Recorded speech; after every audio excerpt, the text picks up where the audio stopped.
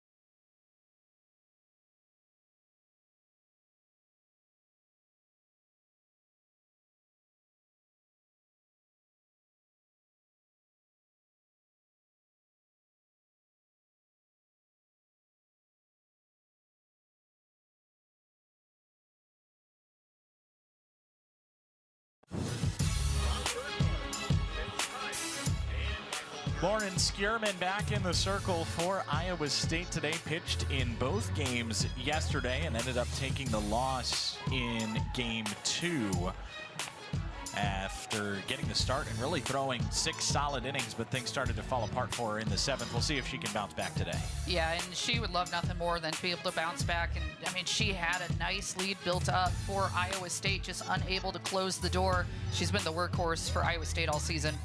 She's going up against a similar Arizona lineup to what you saw in yesterday's games. Reagan Shockey leading things off, followed by Serenity Trice, and Taylor Beal. Sydney Stewart, Grace Jenkins, and Kez Lucas 4, 5, and 6. Talay Jennings bats 7th, Jenna Sniffen 8th, and Addison Duke 9th. And how about Sniffen yesterday? 4 for 6 with a solo home run and 3 singles out of the 8 spot. Yeah, got it done in the 8 spot. I tell you what, this entire lineup was unstoppable yesterday, but Sniffen really had a highlight day for the Wildcats.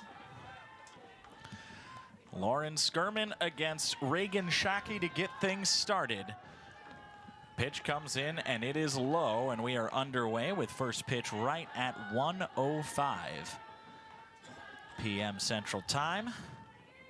A chilly day in Ames with wind chills right near the freezing mark as that one is fouled off the batter's feet. 1-1.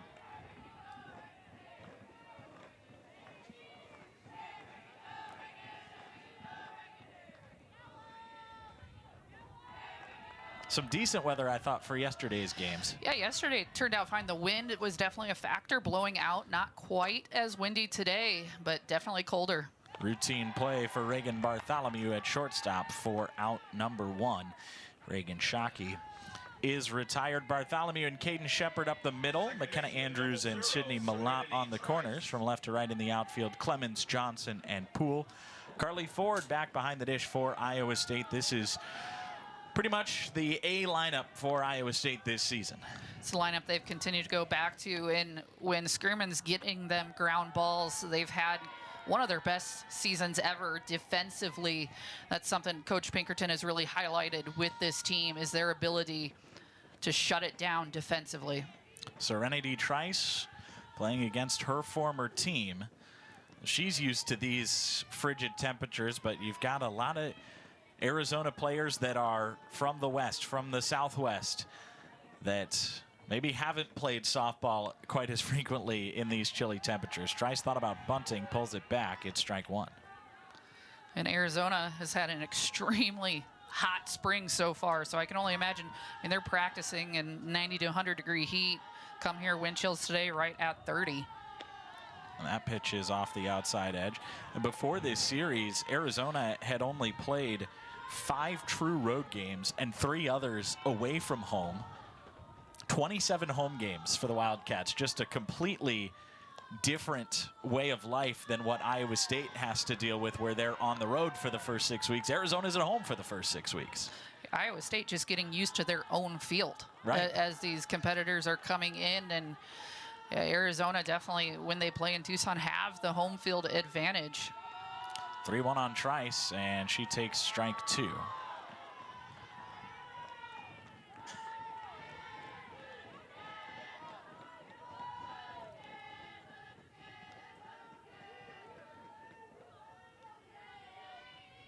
Skierman looks at her watch. I think she traded watches with the third baseman. And here's a ground ball back towards Skierman. She can't get the do-or-die play off. It's an infield single for Serenity Trice. And Trice placed that perfectly. She had a couple times yesterday able to pull the ball to the right side. Rare to see a slapper do that. And a tough play for Skierman. She tries to toss it with the glove, just doesn't have it in there long enough to make the toss. And now Taylor Beal. Arizona has packed the top third of the order with speedy left-handed batters. Beal fouls the first one away. And for Skierman today, really the key is keeping the ball on the ground. At the beginning of the day yesterday, we saw so many home runs, balls in the air, and score racked up very fast. But when she's able to keep the ball on the ground, she really seemed to have a handle on this Arizona offense. She's ahead in the count now. As Beal bunts it foul, it's 0-2.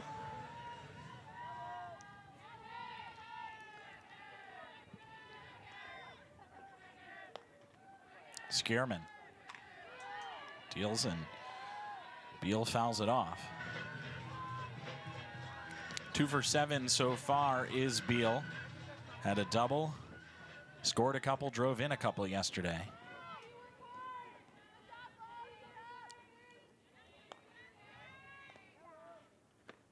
That pitch is outside.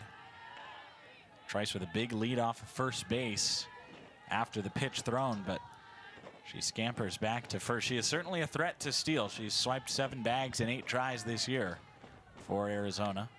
1-2. Iowa State right now, it's not going to do much about the big lead. That's not what's hurting them. It's when she takes off. As you mentioned, so successful at that. But they're fine letting her get the big lead as long as she doesn't get much further than that. 2-2. Flown out towards left field. Clemens took a step back, now jogs in to make the catch. Trice scampers back to first. Beal is retired, and the powerful Sydney Stewart to the plate.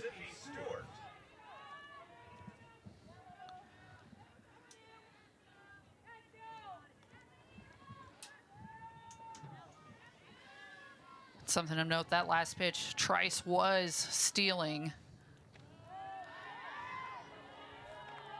Arizona, a team that kind of picks their spots in stolen bases, but picks them well.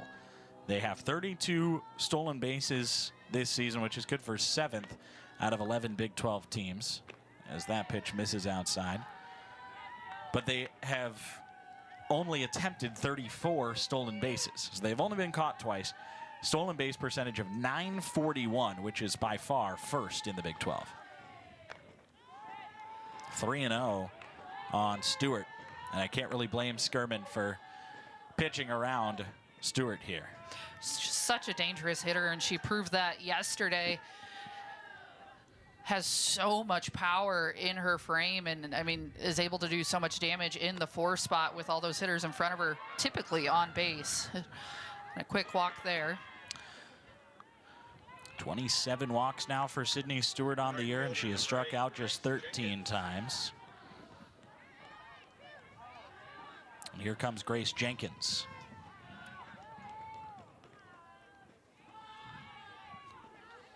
Two on, 2 out for Arizona as they look to take the lead in the first inning. Jenkins, one of 6 lefties in the Arizona lineup today, pokes it into left center field. It's down for a base hit. Trice will score. It's an RBI double for Grace Jenkins, and Arizona is out in front in the first inning. And that's part of Arizona's lineup, just so effective.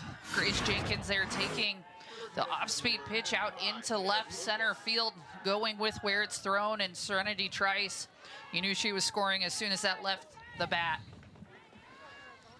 And now 2 more in scoring position for Kez Lucas.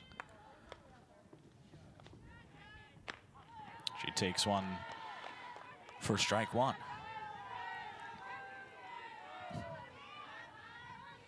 Kez Lucas yesterday was the one who got the firepower started in the first inning. The freshman hitting the bomb out to left field. Chases a rise ball there and is down 0-2.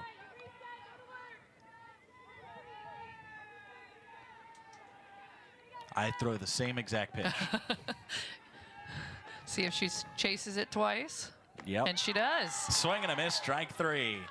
Skierman allows 1, but strands 2 more in scoring position. Cyclones come to bat down 1-0.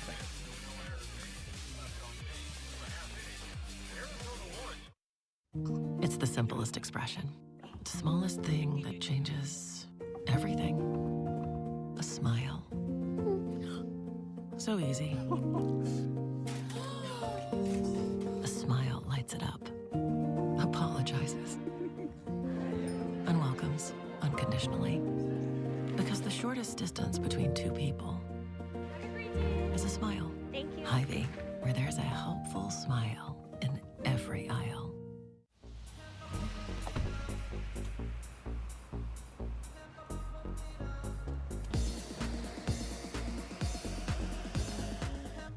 Cyclone fans know it's worth the hype. Unleaded 88 is cheaper, cleaner, and greener than regular unleaded. Plus, it's renewable and grown by farmers, making Unleaded 88 the clear choice at the pump and totally worth the hype. Pump it up with Unleaded 88. The spirit of innovation radiating from the Iowa State campus. You can feel it flowing through every building and in the hearts and minds of every person who studies and works here. It inspires a culture of creativity and collaboration unlike any other university. which is just one reason Iowa State was honored as the Entrepreneurial University of the Year for the Americas. At Iowa State, the spirit of innovation is in everyone, guiding us to create a brighter future for all. ESPN is now the home of MLB.tv. All out-of-market games live or on demand on. Arizona takes a 1-0 lead in the top of the first inning, and Jalen Adams back in the circle for Arizona today. In her return to her home state, she pitches in all 3 games of the series, crossed the 100 innings mark yesterday, which she has eclipsed all 4 years that she has pitched, the first 3 at the University of Iowa, and now at Arizona. She'll face off against Jessie Clemens as the Cyclones look to battle back from an early 1-0 deficit.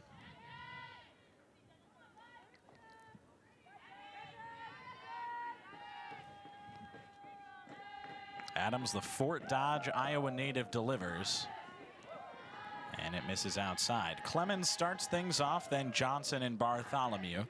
Shepard, Malott, and Ford in the middle, and then Prado bats 7th. Poole and Andrews rounds things out for Iowa State. Clemens takes low. Jalen Adams yesterday came out in game 1, and Iowa State was on to her. They did a really nice job connecting with what she was throwing, but she came back in game 2 and really shut down the Cyclone offense. Had a much better outing, and one that Arizona fans are more used to seeing from her. Clemens smacks one foul up the first base, or third base line rather. Yeah, Adams in game 2 got the win. 3 1/3 in relief, gave up just 3 hits, did walk a pair, but crucially no runs, as Arizona was able to maintain for a while a 5-run deficit before finally overcoming it in the 7th inning. It was only a matter of time in that game before the Arizona offense got going, and they waited as long as they could, but they made it happen. But you're exactly right. Jalen Adams did what she could to just maintain that deficit and not allow Iowa State to accumulate anymore. Yeah, I guess when your offense is as good as the Arizona offense is, maintaining a 5-run deficit is keeping your team in the game. 100%. And it's been neat to see this weekend. Adams has brought quite the crowd from Fort Dodge, not too far away from here in Ames. She just had an outstanding career at Fort Dodge playing for her mom, Andy Adams, and they were a force to be reckoned with in Iowa high school softball for a while. Pop up on the infield. Trice, the former Cyclone, under it for out number 1.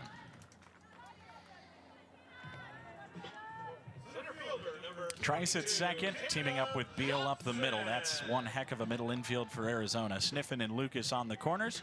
From left to right in the outfield, Duke, Shockey, and Jenkins. And Sydney Stewart is behind the dish. Tatum Johnson stands in for the Cyclones. Takes an off-speed pitch for strike 1. 3 for 7 yesterday was Johnson. Great day at the dish. Scored 3, drove in 2, doubled and homered. Continuing a really impressive senior year, and I've mentioned this before this season, but I think it's worth mentioning again, just the turnaround that Johnson had really from her sophomore to junior season, and then just kept that trajectory going here for her senior year. Yeah, and she's just done such a good job her senior year, managing center field defensively, but also offensively, an OPS of above 1.3. She's hitting with power for Iowa State, and a team leading, or excuse me, up there with hits with 441. 2-1 to Johnson is outside.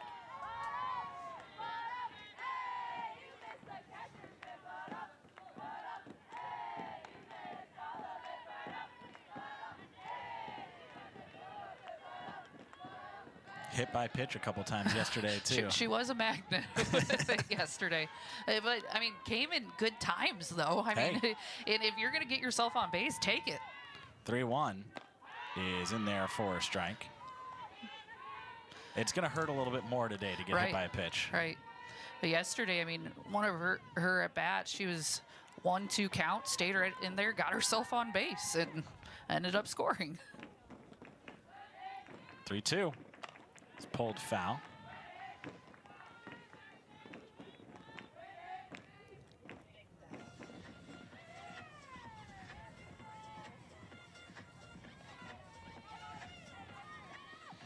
Johnson, one of just 2 lefties in the Iowa State lineup, just 4 left-handed hitters on the roster for Iowa State. Arizona, quite the opposite. They've got 7 on the roster, and they've put 6 in the lineup today.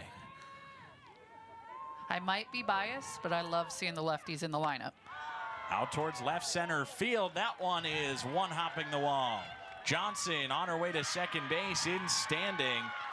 Tatum Johnson picks up where she left off yesterday.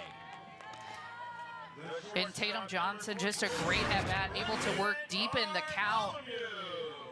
Then see her take that off-speed pitch low and outside, driving it out to left center. A great piece of hitting for Tatum Johnson. And I might be biased, but I love to see a hitter using all parts of the field. Yes. And that's something that Tatum Johnson does with the best of them. That she does, and it's when you only have a couple of lefties in your lineup, it's not very much to throw off a pitcher.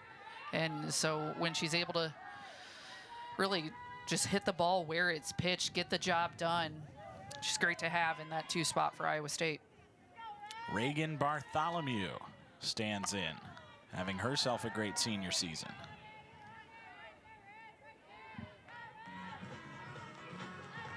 Had 3 hits yesterday. One of them left the building. A couple of walks. Scored twice, drove in 2.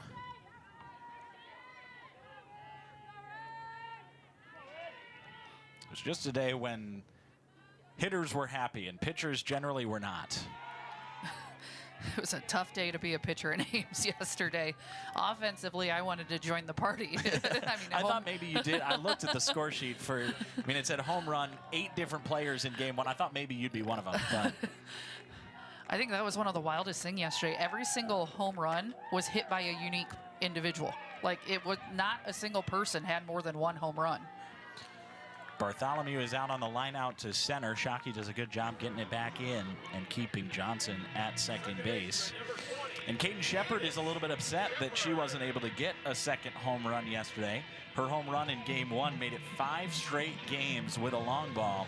But in the second game of the doubleheader yesterday, she was in fact hitless. So her streak is over. She'll try to start a new streak with a runner on second base and 2 down. Cyclones down by 1.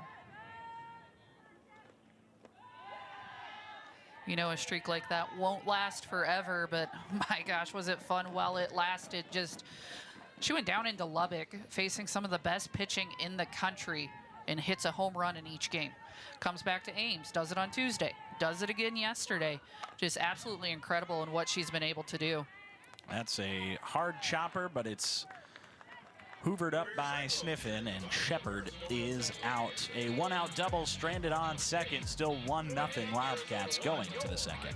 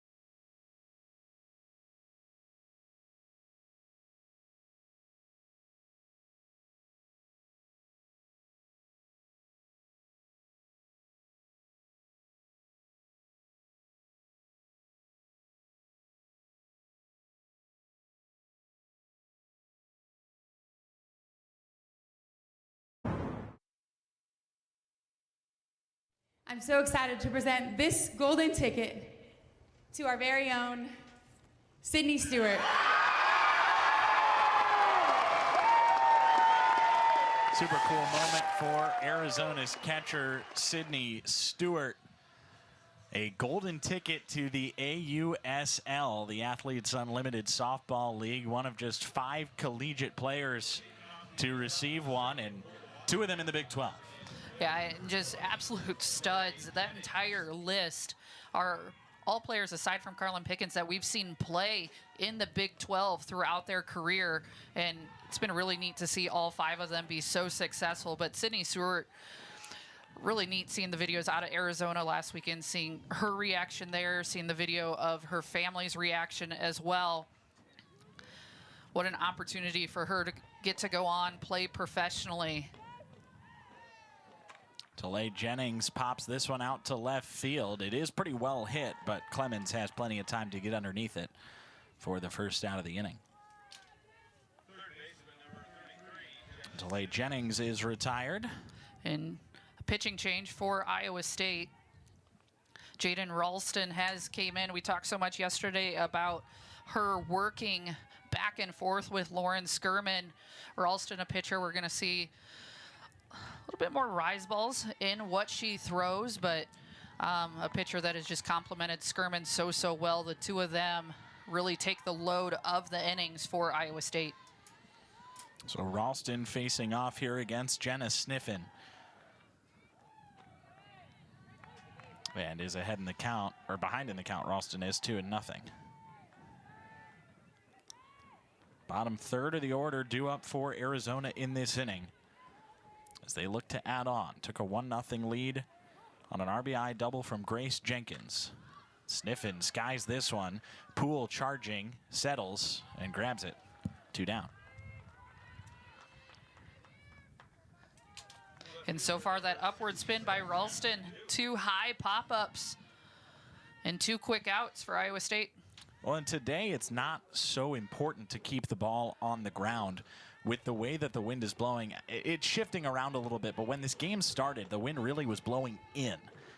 And so you don't mind seeing more fly balls and having a rise ball pitcher like Ralston to try to induce some. Here she's facing off against Addison Duke, the final batter in the Arizona order. A cold day, too. The ball's not going to fly as far. Definitely has an impact on the game, and you can sit here and say, oh, Iowa State's more used to it. As someone who's played in all climates, you never really get used to walking out when it feels like 32 degrees to play a softball game. So it's cold for everyone. Well, I think it was Taylor Beal for Arizona that's not wearing any sleeves. Some athletes are that way. Yeah. It's rare you see it in softball, though. In softball, Right. most of the time, people are sleeves and coats in the dugouts, everything like that. And typically speaking, I'm unable to see in the dugouts from where I'm at, but typically they have some sort of way to warm things up in the dugout as well. The space heater, more or less. Right. 3-1 on Duke as Ralston tries not to lose her. That one fouled off. Ralston works it back full, and she's a strike away from a 1-2-3 inning. Skirman's day done after just 1 inning, although she could return. But her start is over after an inning. 2 hits and a walk, had a strikeout, gave up a run. It is earned. She's on the hook for the loss as it stands right now. 3-2 into foul territory. Long run Clemens, and she overruns it.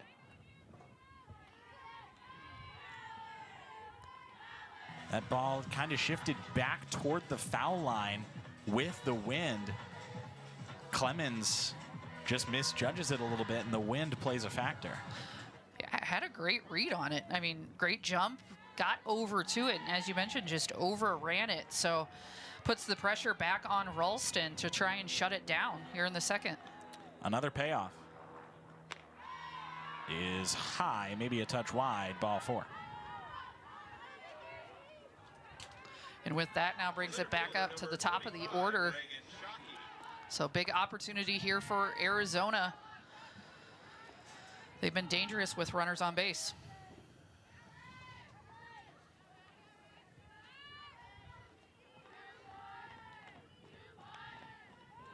There's a bunt back towards Ralston. Quick play to first is in time. And Shockey is retired 1-3. A 2-out walk is stranded on base. Still 1-0 Wildcats.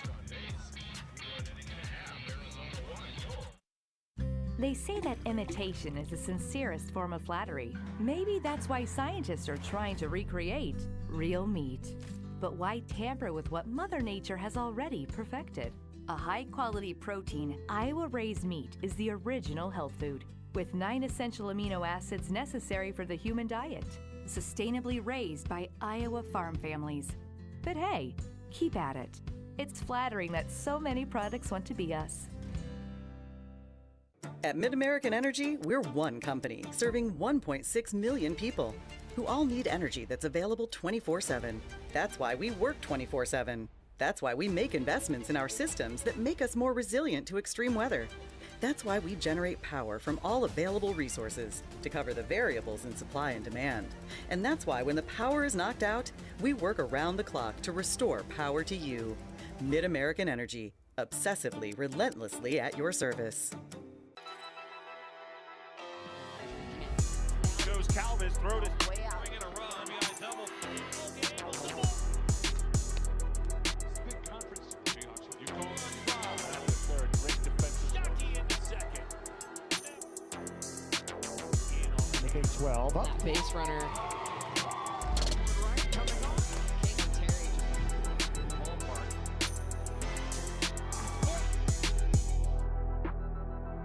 Texas did everything that they needed to do. Want to mess around with this OU. Stanford firmly in control. Huge weekend for Florida State. It is gone! She slams it into the ground.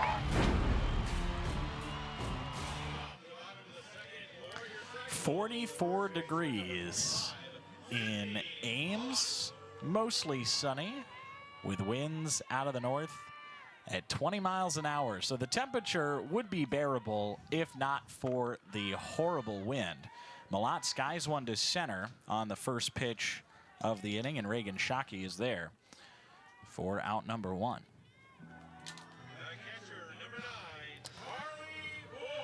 And yesterday, it just felt like anything hit in the air was going over the fence. Today, just not the case. Outfielders getting a lot more action that's playable today. It'll be Carly Ford now with the bases empty and 1 away. Cyclones looking for their first run of the game and to tie this thing up.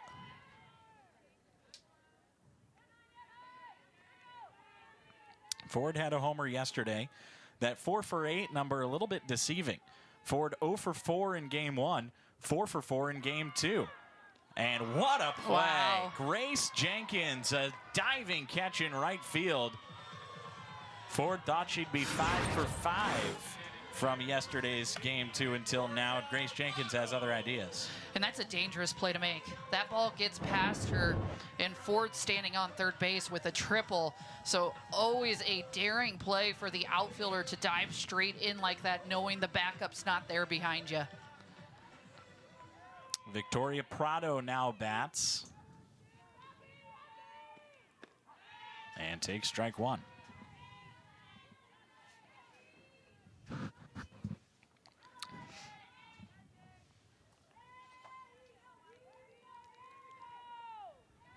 Adams cruising along.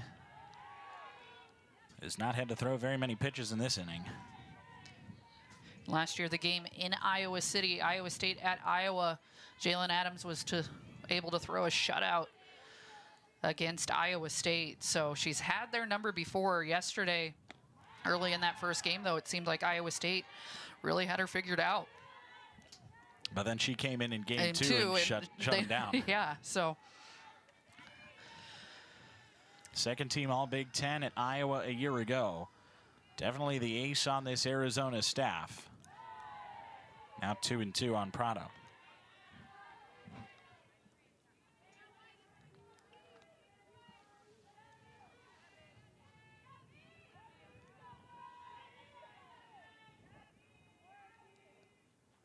Prado lines it foul. Nice one-handed snag off the net in the dugout by somebody. Can't see with the numbers. Can't see the numbers. Granted, her back wasn't really turned to me anyway, so. Maybe if the number was yellow, or gold, excuse me. 2-2 is again popped foul. This one well out of play. Prado fighting off some tough pitches has certainly made Adams labor a little bit more than she has had to previously in this inning. And so important early in the game, just finding ways to extend the inning, see as many pitches as possible. You'd really like to see your lineup go all the way through the 9 hitters within the first 2 innings. Prado, the number 7 hitter in the order, lines it foul. 3 straight 2-strike foul balls by Prado. Adams had to throw just 1 pitch to retire Malott, 2 to get Ford to line out. This will be pitch number 8 to Prado.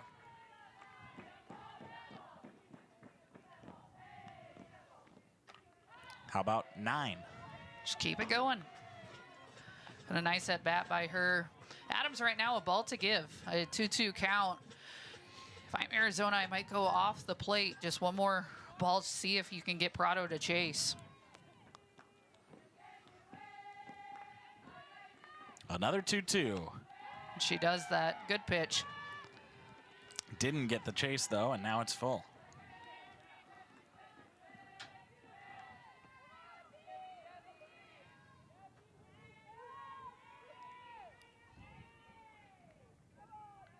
The 10th pitch of the at-bat is low for ball 4. Well-worked walk by Victoria Prado. A quality at-bat for Iowa State, making Adams work, and Prado definitely earned that walk. And Tiana Poole, the number 8 hitter for Iowa State. You talked about Sniffen, the number 8 hitter for Arizona, and what she was able to do yesterday. Poole has kind of been that player for Iowa State. Lower in the lineup than you'd expect, but really has some power, has some on-base ability. The 8 spot was not a quiet spot yesterday for either team. Tiana Poole, a home run yesterday, and it had a really nice day at the plate.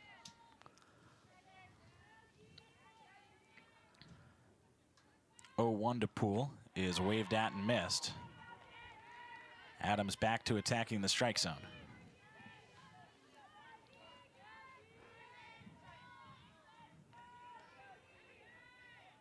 Had a couple of walks to go along with that home run yesterday. That pitch is outside. And she stayed on that outside corner so far on Poole. Second strike, she was able to get her to chase. Nice job by Tiana Poole holding off. 1-2 on the Iowa State right fielder. And she pokes it into right field, a base hit. Prado will stop at second. A check swing base hit for Tiana Poole. The Cyclones trying to put something together with 2 outs in the second. Just a really nice piece of hitting by Tiana Poole. Adams was off the plate outside, and Poole just able to poke her bat out to it. Not even a full swing, but it gets the job done in the 3-4 hole. Now a conversation in the circle. Shortstop Taylor Beal, catcher Sydney Stewart, chatting with Adams as McKenna Andrews stands in. Big spot for the number 9 hitter in the Iowa State order. See what she can do.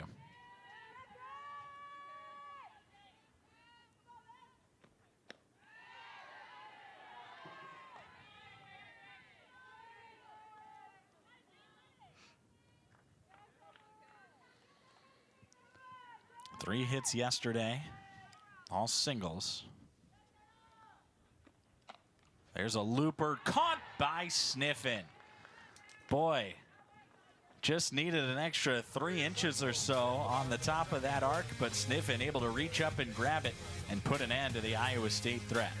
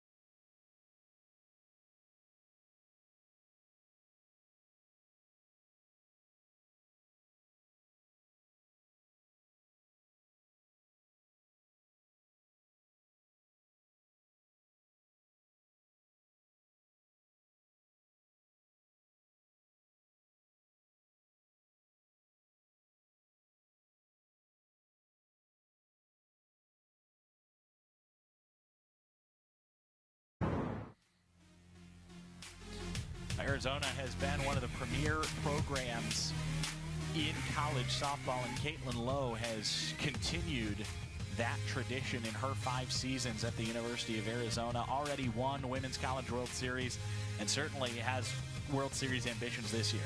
Yeah, Coach Lowe has done a great job, and I mean, I love that she's has so many lefties in the starting lineup. Trice smacks one out to left field. It's caught by Clemens for out number 1. Historically, Arizona has been a team that has carried a lot of lefties, Caitlin Lowe herself being one of those. 2006, 2007, both years heading to the national championship, and then she was an Olympian in 2008, so an incredible playing career, but the fact that she's been able to do it on the coaching side now as well, really cool, really neat in the game of softball. Taylor Beal thought about the bunt, able to pull it back. It's a second inning of work for Jaden Ralston after the starter Lauren Skirman went just 1 inning. She really pitched a lot yesterday, so no surprise to see her limited today. And Ralston pitched well in the second, has continued that so far in the third. I think it was a big question mark at the beginning of this game, how long they were going to let Skirman go, and just 1 inning, and these are huge innings out of Ralston. It's always important to try and quiet down the center part of the game. It's a 1-2 on Beal. And here it comes. Line drive left field, down for a base hit. Good piece of opposite field hitting by Taylor Beal. And Sydney Stewart stands in now. Arizona has had traffic on the base paths in all 3 innings. And Beal here taking that pitch off the outside corner out into left field. What impressed me most about Beal yesterday, the single play that impressed me the most, bottom of the 7th inning, her defensive play absolutely lays out to prevent the infield single.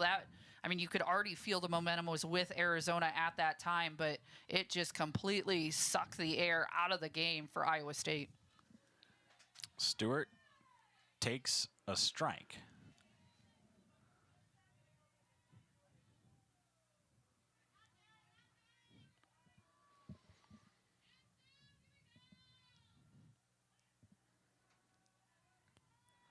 One pitch is low.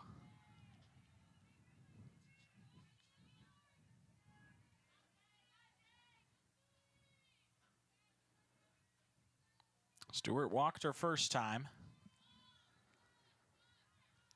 Would love to add to her RBI totals.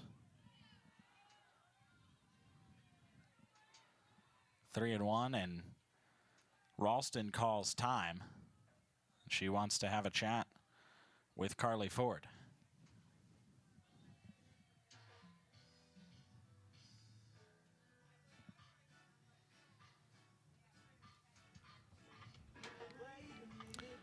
Just making sure the two are on the same page? I'd imagine so. I mean, it's usually you have your catcher, the one kind of initiating that conversation, but Jaden Ralston must be seeing something that she wanted to let Carly Ford know about. And, I mean, Stewart's such a dangerous hitter. 3-1 count here. You have to be careful with what you're throwing.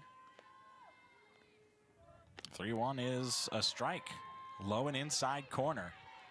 Stewart thought she walked again, but she'll have to stand in for a payoff pitch.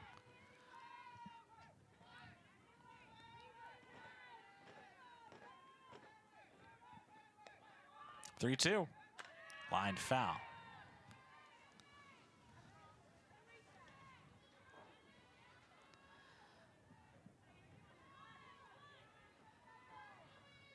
Mixing spots. Ralston has been the last couple of pitches. See what she comes back with here. Another payoff. Inside, it hit the batter. Same result either way. But jot it down as a hit by pitch rather than a walk. Luckily for Sydney Stewart, they're able to mostly get out of the way of that. It looks like it just grazed her. She appears to be just fine at first base. So not the way you want to take your walk, but everything seems to be okay. And 2 more ducks on the pond for Grace Jenkins, who has the lone RBI so far today. Pops it up on the infield. Andrews is called off by Bartholomew, who makes the catch. That's a big out there for Ralston and Iowa State. Unproductive, keeping the runners at first and second. Huge, huge second out. Especially for a player with as much power and hitting ability as Grace Jenkins. She's already shown it today. It'll be Kez Lucas to try to drive one in for Arizona. Right at the knees for strike 1 from Ralston.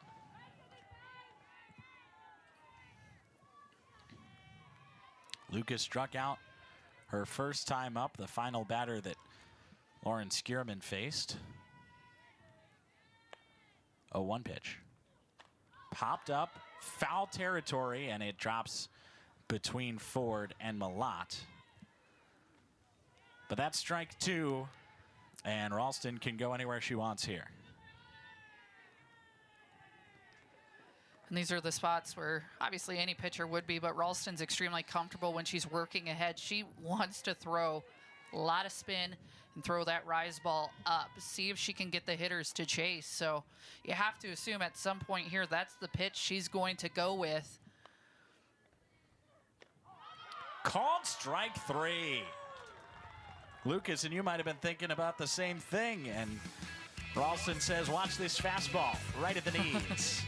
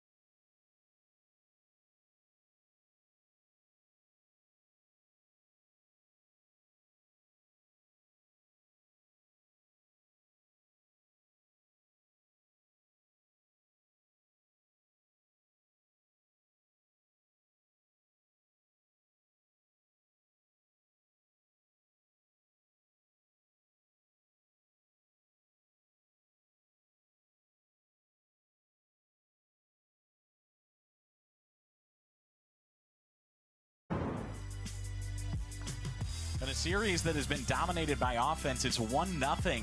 Part of the reason the Cyclones haven't been able to score is great defense by Arizona. Yeah, Arizona so far today has shut it down defensively. Iowa State doing a nice job putting the ball in play, but Arizona just getting the jump on everything off the bat. Great job by them so far. I was sniffing at third base on that last play you saw. Grace Jenkins with a nice dive in right field. Iowa State sends its top of the order in the bottom of the third, looking for its first run today.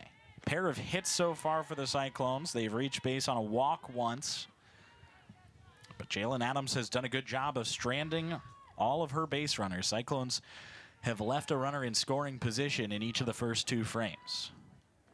0-1 to Clemens. Misses.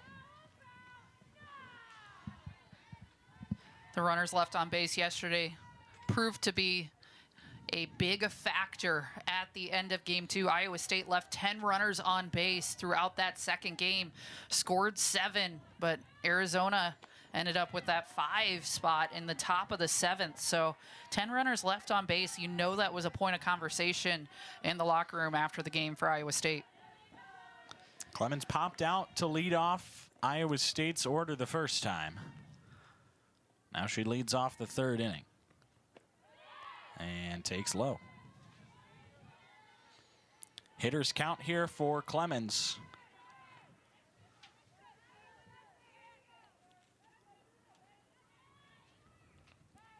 Did not record a hit yesterday. Hitless so far today.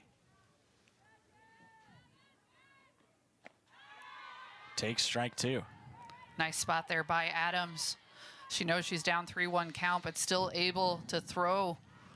Just a perfect spot right on the edge of the plate.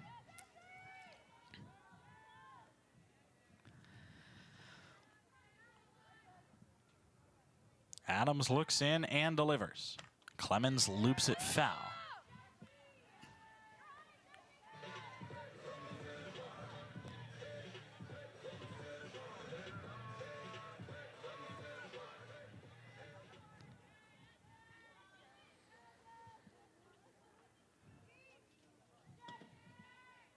Payoff. High in the air, right field. Jenkins on the way back, stops it in front of the warning track and makes the catch. And another ball just not getting the carry today. That was hit well off the bat of Clemens. Hung right up at the warning track. I think it has more to do with sort of the air, the cold air, because the wind has shifted and is blowing a little bit more out to right, out to center at times. As Johnson stands in and takes low.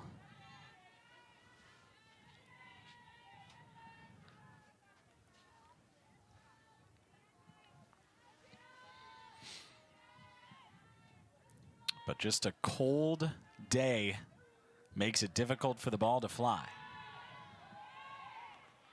Tatum Johnson has Iowa State's only extra base hit today.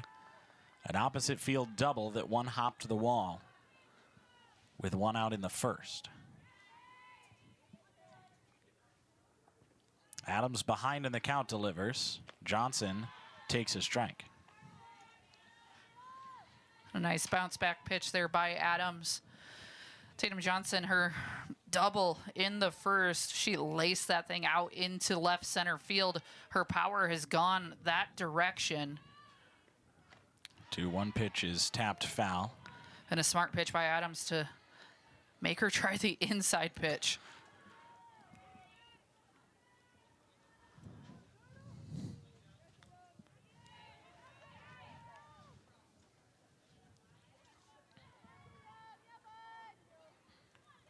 Both lefties in the Iowa State lineup reached their first time up. Johnson with the aforementioned double. Here she pulls it up the first base line, and a difficult play for Kez Lucas, who bobbles it a couple times but recovers and steps on her bag. And Kez Lucas just doing anything she can there to keep the ball in front. As long as the ball's in front of you, you have a play to make, and she did a nice job recovering. 2 down for Reagan Bartholomew. Iowa State still down a run.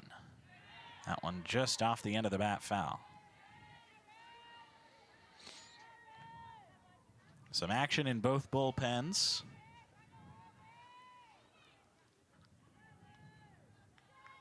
Looks like double barrel action in the Arizona pen. They've had Janae Berry and Riley Holder both warming up throughout the game so far. At this point, Jalen Adams has just done a really nice job. Iowa State has threatened, but she's been able to shut it down at the right times.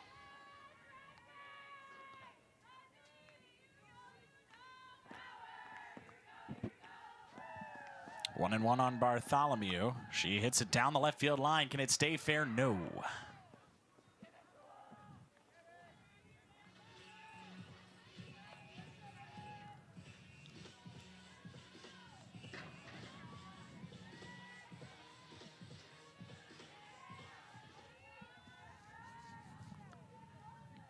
Now 1-2 as Adams looks for a perfect inning for the first time today. Here it comes. Down. That's a tough pitch to take.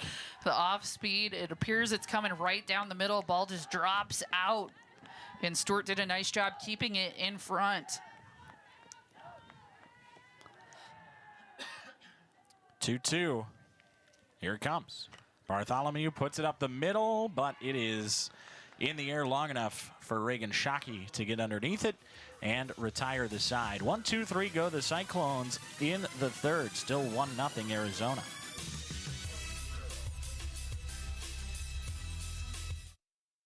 With their strength and versatility, there's almost no job John Deere compact utility tractors can't handle. With their powerful diesel engines and auto connect system, these tractors make your job easier. From mowing to hauling to snow removal, these machines do it all. And right now at Van Wall, you can get a John Deere 1023E for as little as $143 per month. Stop into your local Van Wall today or visit vanwall.com for more details. It's the simplest expression. The smallest thing that changes everything. A smile. So easy. A smile lights it up. Apologizes. And welcomes unconditionally. Because the shortest distance between two people is a smile. Thank you. Hy-Vee, where there's a helpful smile in every aisle. In 1926, a student's final plea echoed across the University of Arizona. Tell the team to bear down.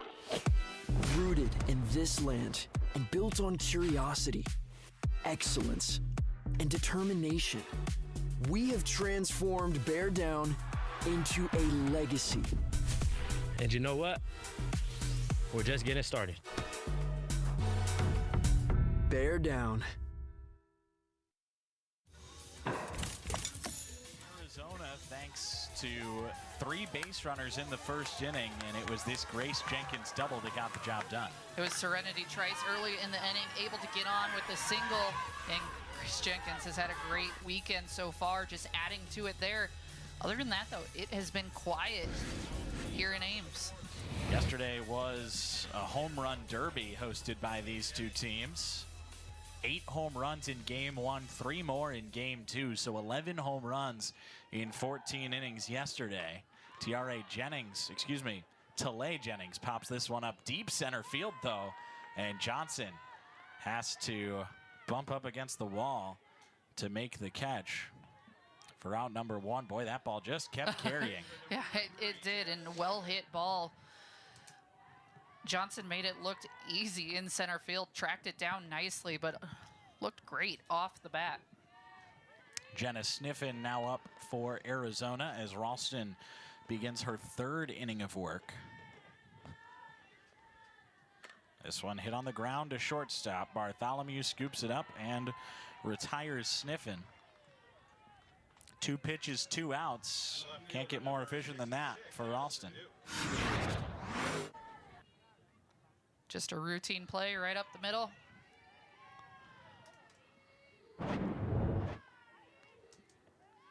And it's Addison Duke for Arizona. I assume the take sign was on. Even if not, she was not going to swing at that pitch. Is that as much of a thing in softball if the first 2 batters not quite as are much retired? Yeah, not quite as much. Some coaches will do it just to slow the pace of the inning. But you'll occasionally see that 3-pitch inning in softball more than you'll see it in baseball. It's 1-1 now on Duke after a good off-speed pitch from Ralston. Here it comes. Poked foul. Ralston a strike away from her first perfect inning after Adams accomplished the feat in the bottom of the 3rd.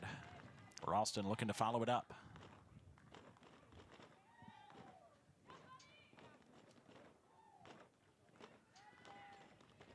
The rock and the 1-2. Called strike 3. 1-2-3, go Arizona. They still have a 1-0 lead halfway home today.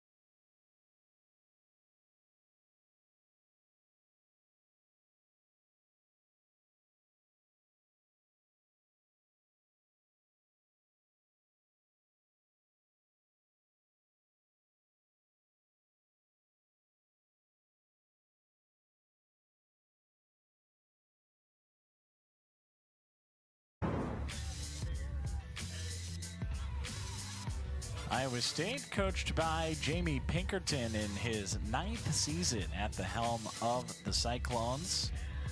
15 Big 12 wins a year ago, an NCAA regional appearance in 2021, just doing things that have never been done in Iowa State softball history. Iowa State, end of last season. This was about the time of year that they really got hot, and it was unfortunately in last season a little bit too little too late. Had dropped some of the games in preseason, so unable to make the postseason, but a 3rd place finish in the Big 12, highest that the Cyclones have ever placed. And they return a lot of starters this year from last year, so a really solid roster that they're working with. And difference in schedules this year, having Texas Tech last weekend, Arizona this weekend, but able to stay close in these games, and it will be interesting to see how the rest of Big 12 season plays out. Yeah, and those are the 2 teams that Iowa State avoided last year, and they happen to be the 2 best teams in the Big 12 this year and 2 of the best in the country. Yeah, Texas Tech, obviously what they're doing with Nyjah Kennedy in the circle for them and at the plate. Looped out to left field. It's down for a base hit. Caden Shepard is aboard to lead off the 4th inning. First time that the Cyclones have put their leadoff hitter on base in an inning. And Iowa State right now knows just how important this game is today. You'll see the replay there, but they know how important getting a win at home against Arizona is. It not only does it bump them in the Big 12 standings to possibly getting into a spot with the Big 12 tournament, but also RPI-wise and helping them make postseason play as well. Pitch to Sydney Malott is low. I think there is a big difference when you've got Texas Tech and Arizona as your back-to-back weekend series. There's a big difference between going 0-6 and 1-5 in those games. And the Cyclones are currently 0-5. So if they can win one, not only are they currently 0-5, but they were 3 outs away from being 1-4 and maybe playing for a chance to win this series today. Arizona, obviously a big rally in the 7th inning yesterday, had something to say about that. But you could taste getting that one victory, and you now only have today as that last chance. Popped up foul ground. It's in play and caught by Jenna Sniffen. Nice job by Sniffen to track that down. And to your point, it just, the game of softball is such a momentum sport. If you can carry a series victory against a top 15 team, number 2 team in the conference into rest of conference play, I mean, it makes a big difference for the rest of your season. And now, I mean, they still have the opportunity here to steal a game from Arizona, prevent the series sweep, and you know, regardless, their showing yesterday is going to help them in overall rankings, but a win just looks so much better on the resume. Visit to the circle here for Christian Conrad. He's bundled up. I don't blame him. No. I would be if I was out there. I kind of want to see him do the double hood look, though. He's got just the one hood. Got the hat in the hood. Hat in the hood. Could go hat and double hood. Could do it. I mean, if you've got the opportunity. But not one time in Arizona has he had to do a double hood. No. Now would be your chance. Well, maybe if it gets down to like 55 degrees, they start pulling out the double hoods. Carly Ford at the dish, skies it right center field. Jenkins carries back a couple of steps, but makes the catch in the gap for the 2nd out of the inning. Now Victoria Prado stands in. Runner at first, 2 down. Home half of the 4th.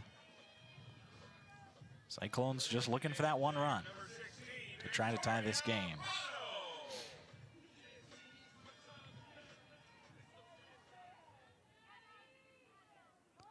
And a big shift here by Arizona. Sniffen is the only infielder on the left side of the infield right now. And she is playing halfway between second and third. You've got the shortstop, Beal, one step to the right of second base with Trice in the hole, and Lucas playing a standard first.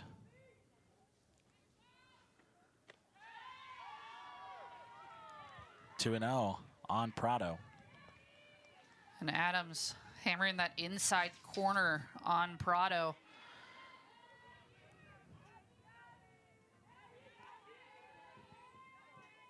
Well, there was a visit to the circle not only by the pitching coach, Christian Conrad, but also Caitlin Lowe went out there with her clipboard. And so you wonder if, and it was before the last at bat, but you wonder if they weren't setting this up to say, hey, when Prado's in there, this is how we're going to play her. This is how we might pitch her too. Yeah, and interesting to put a shift on Prado, a player who's had overall limited appearances for Iowa State, but clearly they saw something in the scouting report where they knew they were going to shift the entire field to the right side. It ends up being a moot point as she draws her second walk of the day. 2-on-2 down, Tiana Poole tries to drive in the first run of the game for Iowa State. Third inning out of 4 where the Cyclones have had a runner in scoring position. So far, Iowa State 0 for 3 with runners in scoring position today. Poole singled in the second. Single could drive in a run here. 6 straight misses now for Jalen Adams. Walks have not been a huge issue for her this season. She's walked 2 today. Both times that Victoria Prado has been up, she's drawn a walk. Poole floats one up the middle. It's down for a base hit. Rounding third and heading for home is Shepard, and she is safe. Throw to third, not in time. Shepard scores, RBI single, Tiana Poole, and the Cyclones tie things up in the 4th. And Arizona right away, sniffing at third base, looked into the dugout, given the look of, hey, let's review that. For now, though, the run will count regardless with the RBI single. Yeah, no tag at home. It was just a quick throw from Stewart to third.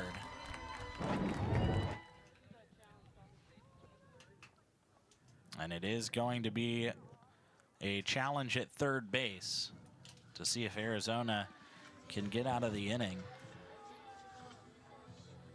It would be 8-5 if they did get Prado at third. Regardless, a huge hit by Poole. Knot this thing up here in the 4th. We'll have to see if we can get an angle that shows, but Coach Pinkerton right away went safe and sniffing right away, looked at her dugout and said she was out. So Poole is, excuse me, this is Prado that's chatting with her teammates in the dugout. She gave kind of a couple shrugs earlier, and we'll see what kind of a look we have. Prado dives toward the back of the bag, sniff in. I think that's going to be confirmed. Yeah, I think she got there. A bang play, and it's a tough call to make. I never envy those calls. Like, it's easy to watch here on a replay, but umpires seeing that as a bang play in real time. You've got to position yourself properly. Yeah. But Vince Price appears to have gotten it right, at least from our first look. Mike Hertz is behind the dish today. Ron Burkhart is the first base umpire. And it's the 2 umpires that didn't make the call that are going out to look at their crewmate's call. And a change in rules this year. Remember last year, players weren't allowed to talk with each other during the timeout. We'll have a call here, so relatively quick review on this call. Ron Burkhart. After review, the safe call at third is confirmed. The runner is safe. Safe call at third is confirmed. Arizona loses. So there you go. RBI single for Tiana Poole regardless. Victoria Prado goes first to third on the throw. Caden Shepard scores. This game is tied at 1. Cyclones get their first hit with a runner in scoring position today. And McKenna Andrews will try to make it 2 hits in a row and try to give the Cyclones the lead.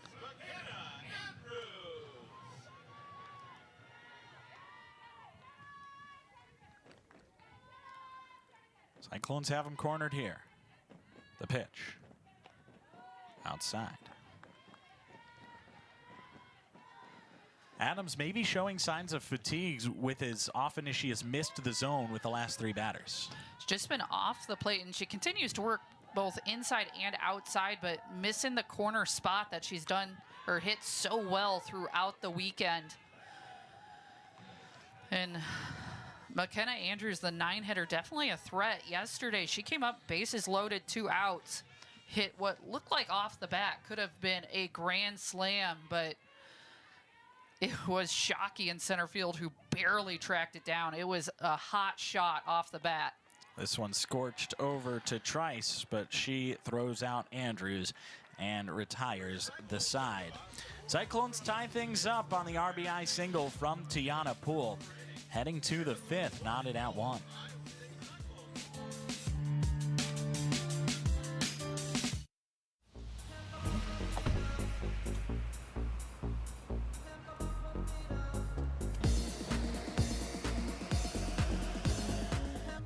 Cyclone fans know it's worth the hype. Unleaded 88 is cheaper, cleaner, and greener than regular unleaded. Plus, it's renewable and grown by farmers, making Unleaded 88 the clear choice at the pump and totally worth the hype. Pump it up with Unleaded 88. They say that imitation is the sincerest form of flattery. Maybe that's why scientists are trying to recreate real meat. But why tamper with what Mother Nature has already perfected?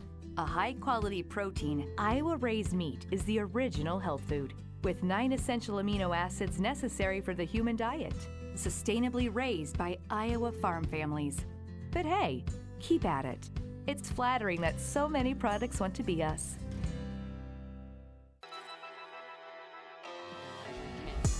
Goes Calvis, throw it way out. Bringing a run, we got a double. Big conference. You call it at the 3rd. Great defensive. Shockey in the 2nd. Making 12 up. Base runner.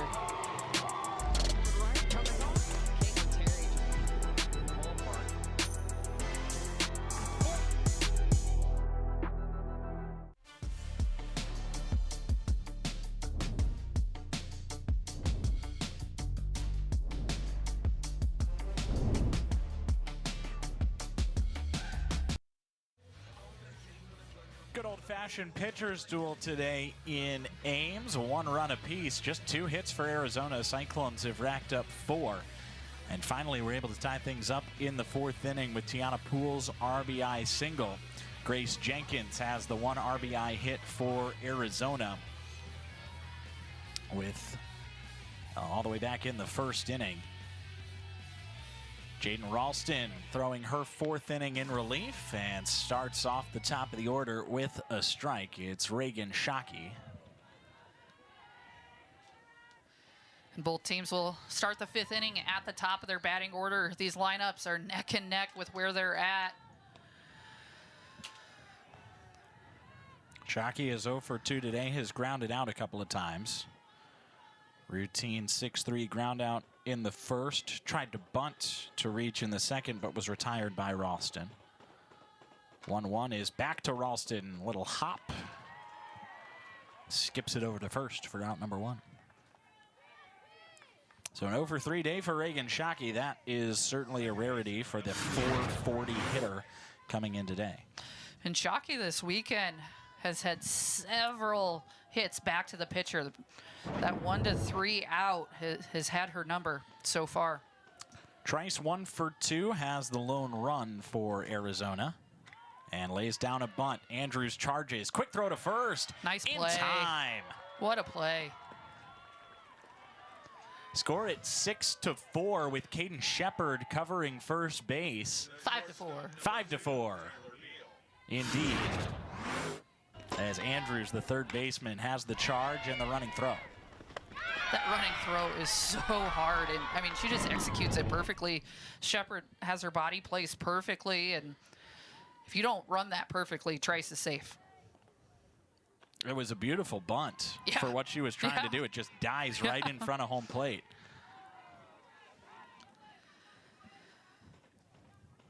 But Andrews ready for it and makes what was almost a do-or-die play.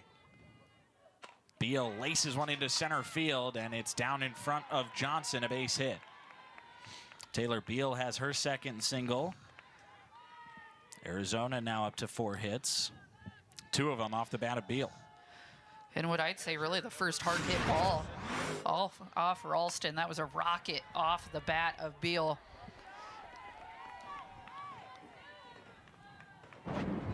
Sydney Stewart hasn't really gotten the chance to hit one hard, but if you were to pick an Arizona player who might do so, it'd be her. Yeah. A walk and a hit by pitch so far today.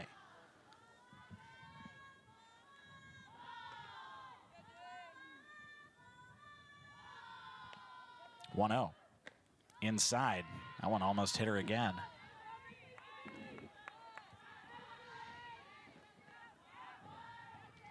Both Skierman and Ralston have really pitched around Stewart when she's been up there.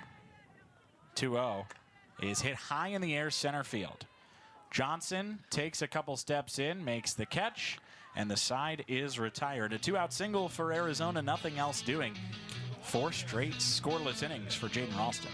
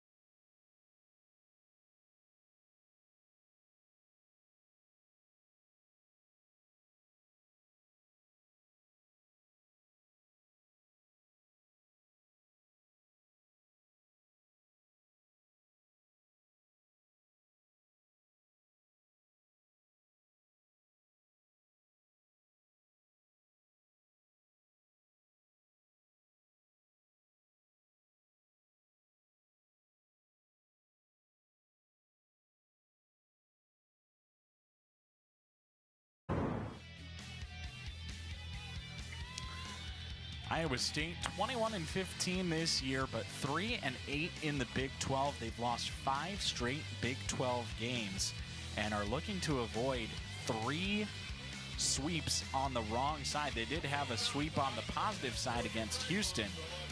They haven't beaten a ranked opponent this year, and they have the chance both to avoid a sweep and get their first ranked win today, tied at 1 against Arizona in the bottom of the 5th. I think it's just big when you get into conference play, too, with the 3-game series, being able to split series. I mean, obviously, every team wants to go for the sweep on the winning side, but when you're down 2-0, finding a way to still fight as that team to be able to split those series, any win matters, and it can be a huge confidence booster. And there it is, finally a hit for Jessie Clemens here in Game 3. Yeah, you talk about a confidence booster. 0 for 9 to start this series. Hitless yesterday, 0 for 2 to start the day today, but a hard hit single through the whole left side. And you knew it was coming. She wasn't going to stay quiet for long. Good routine single, and you have to imagine that's going to be a momentum starter for Iowa State. Now, with nobody out and the heart of your order coming up, well, my question is moot because Clemens is going to get the third here. I was going to ask maybe you start her on the bases, but a single by Johnson through the whole right side makes that a non-factor. And Johnson swinging right away, first pitch.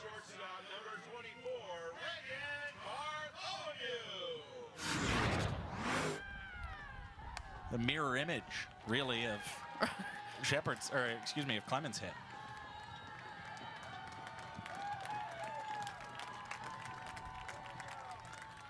Arizona will bring its infield in as Reagan Bartholomew comes to the plate. And it looks like Arizona is going to have a conversation about a pitching change here. I was wondering, peeking out into the bullpen, if that's what they were going to do, and it looks like they will. Looks like Janae Berry is the one warming up out there. It was Berry yesterday who really shut down Iowa State, her ability to mix speeds, and really has a ton of spin on the ball that the Iowa State hitters were struggling to square up, and it is her that they'll go with. Janae Berry, the new pitcher for Arizona. We'll let her get warm.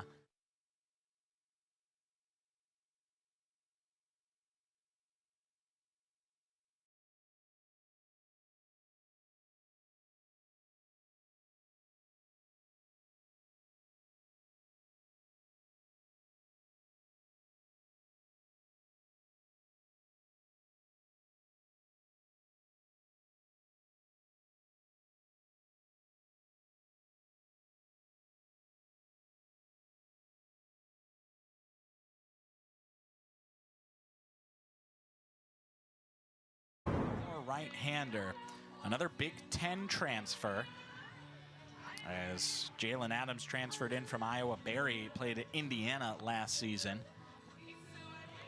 3-0 this season. Pitched in both games yesterday.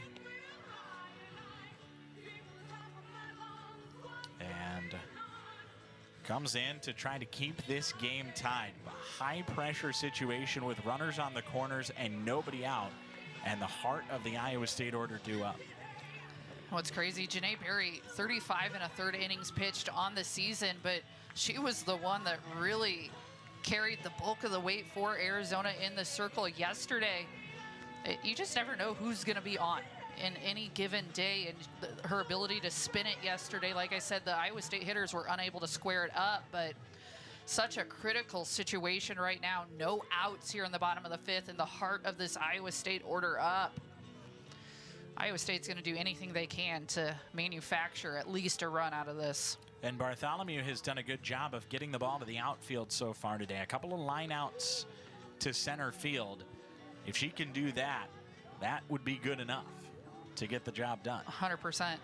I mean, you'll take any form, even a productive out here. A sac fly would be great, but as a way to keep the rally going, if she can do exactly what her two predecessors have done in their at-bats, it would be perfect for Iowa State. Clemens singled through the hole left side. She moved to third on Tatum Johnson's single through the hole on the right side. Bartholomew stands in facing off against Janae Berry, and her first pitch, of course it's the off speed for strike one. Just as you'd expect, and I don't blame her one bit. I mean, it was so good yesterday. 0-1. Bartholomew in front of that one and skies it foul into the Iowa State bullpen. And quickly ahead now, 0-2.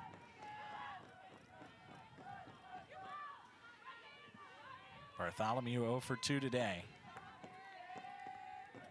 The pitch. Off speed, missed the inside corner. And head coach Caitlin Lowe came out of the dugout to ask where that pitch missed. It was a great pitch. And 1-2. That one high in sight. Iowa State hitters right now, if they're coming to the plate, you have to pick a speed. Are you going to go after the fast, or are you going to go after the off speed? Whichever one you pick, you got to commit to it. 2-2. High over the head of the catcher. Run coming home. Safe. Jesse Clemens takes off at the first sign of trouble able to swim around the tag of the catcher and give Iowa State the lead. And Stewart is rattled on this one. Not sure if it's how she landed, if it knocked the wind out of her or... Scary play, though. You have catcher diving face first back to the plate. You have Clemens diving home face first. Very scary play, as you see Sydney Stewart a little rattled on that play. So hopefully she's okay.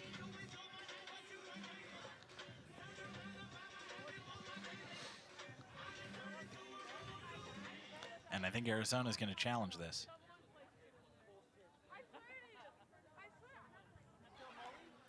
Arizona has just one challenge remaining, but certainly a run-scoring play is what you want to use it on. And I think another bang-bang play here. Had a couple of good looks at it, but hopefully we can see those again.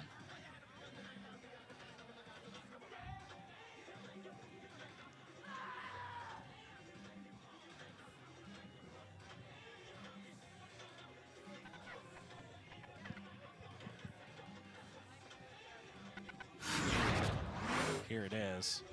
So. And Stewart's. I don't think Stewart makes contact until the chest of Clemens, as you can see here. But it's where does Clemens get in and touch home plate? Right there, yeah. So safe. She is safe. And Stewart now up and talking with her pitcher. She was kneeling in the circle, taking a few deep breaths. What a great slide. Yeah. I mean, it's rare. And it's always scary as someone who's coached softball, and I always hate to see two players going head first right at each other. It can end very badly sometimes, but glad to see both players are up and okay, and Sydney Stewart's going to take a few pitches from Janae Berry here, make sure all is good.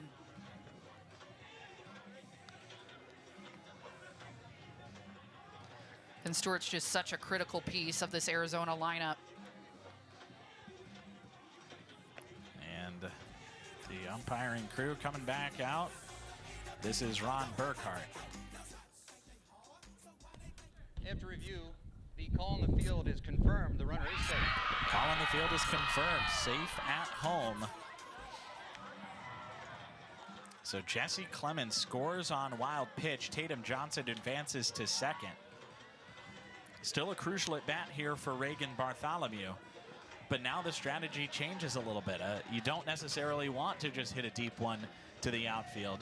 You want to see how you can get yourself on base, how you can move or potentially score the runner from second. 100% that challenge, and I don't blame Arizona one bit for challenging there, but it causes a bit of a pause in the momentum that Iowa State has going right now.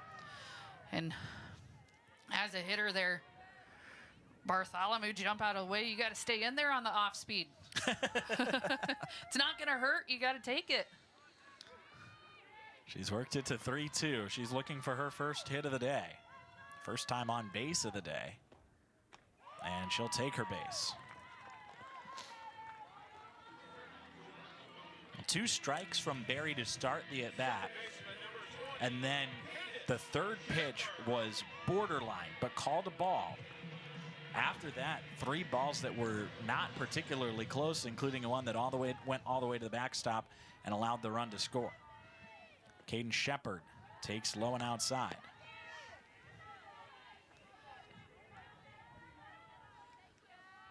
You'd like to see Caden Shepard nice and patient throughout this at-bat. Berry has struggled to find the zone over these last few pitches. And there it does, right at the knees. That was 5 misses in a row. Ended with the strike there. Shepard singled and scored the first run of the game last inning. That one bounces well in front of home plate.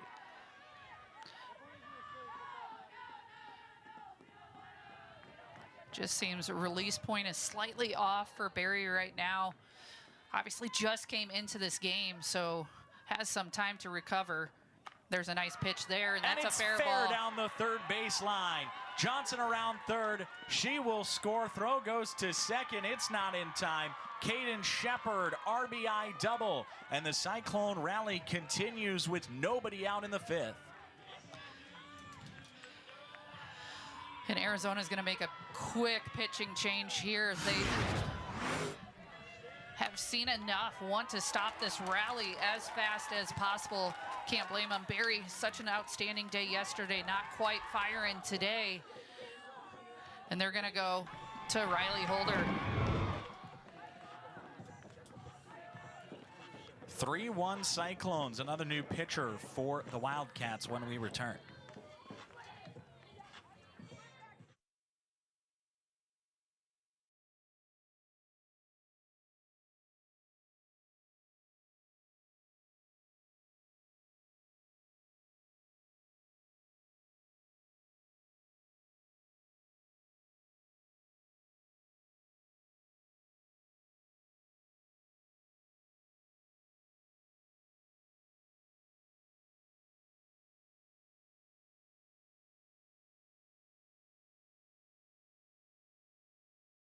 Looking to stop the bleeding for Arizona.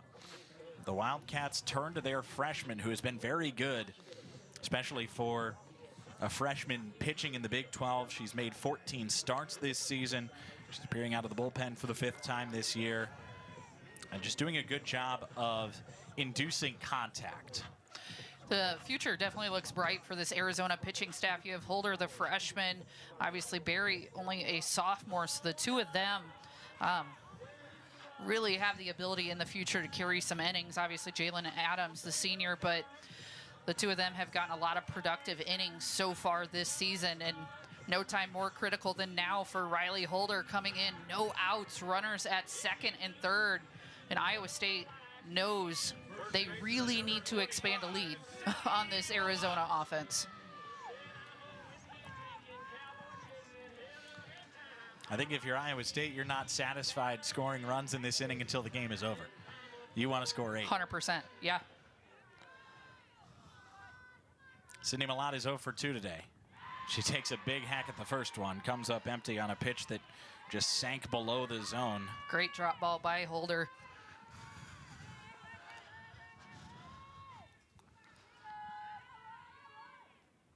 And that she one goes gets low away. again. Another one coming home. No play at the plate this time as Bartholomew scores from third, and it's 4-1 Cyclones. And Iowa State doing it in the most unconventional way, but Arizona is struggling in the circle right now. Iowa State taking advantage of the mistakes. Shepard moves to third. That pitch is downstairs. 3 runs have scored in this inning. 2 have come across on wild pitches. 2-1 to Malott, fouled off. That's just so rare. I mean, Arizona's the number 13 team in the country. To give up 2 runs in an inning on wild pitches.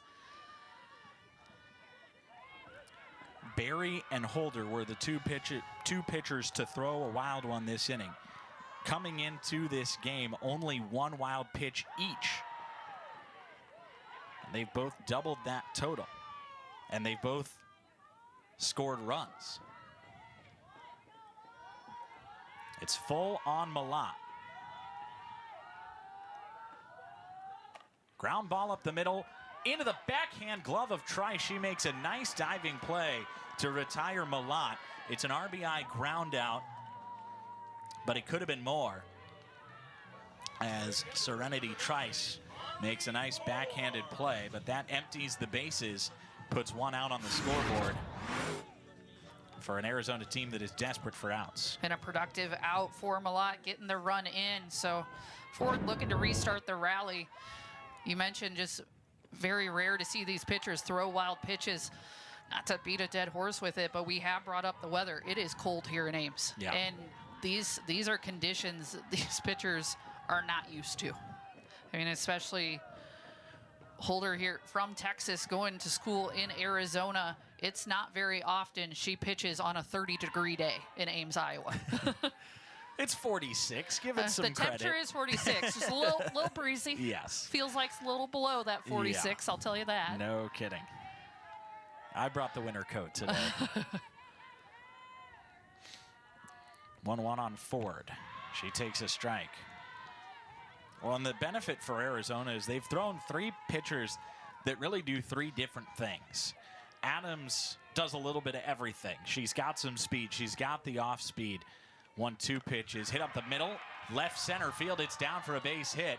It's off the glove of the center fielder, Shockey. Quick throw to second is not in time. Hustle double, Carly Ford. The pitching staff does complement each other very well. Yeah, Adams does a little bit of everything as we take a look at this double from Ford. Nice hit by Carly Ford. She's hit it hard all weekend and able to find the gap there. Just hit it into the outfield, all 3 of her at-bats this game. And Iowa State has a pinch hitter here in Ashley Miner, who came in as a pinch hitter yesterday and got a hit. They're never going to let me finish my point about the Arizona pitching staff because so much just continues to happen in this game. First pitch to Miner is off the handle of the bat, foul. So Adams does a bit of everything. Barry comes in with the off speed. We're seeing a high velocity pitcher in Holder. 3 different things that get your batters off balance. And Iowa State today is just a nice job in adjusting to each of them. And that's a tough thing to do. And it's when you see so much of Jalen Adams throughout the last couple days, they adjusted to that. But then the off speed, you kind of sit there if you're Iowa State and say, uh-oh, we're slowing it down. But they're able to get Barry out of the game fast today. And I think that's huge for them. That's an area that Iowa State does well against velocity. It's 2-1 on Miner. Fouled again.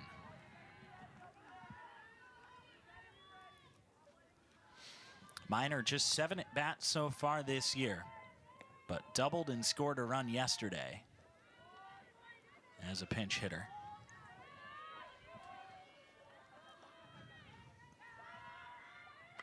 Pops this one foul. Stays alive. Then more action in the Arizona bullpen. You would assume that it's Jalen Adams staying warm, but it's not. It's Sarah Wright tossing. And that's high. 3-2. I thought maybe if Arizona went to anybody else, it'd be Adams to come back in. And Sarah Wright, the one pitcher on this roster Iowa State has not yet seen this weekend. 3-2. Miner flies one to right and keep going back as Jenkins. She's able to make the catch. That does advance Ford to third, but Miner is retired on the flyout.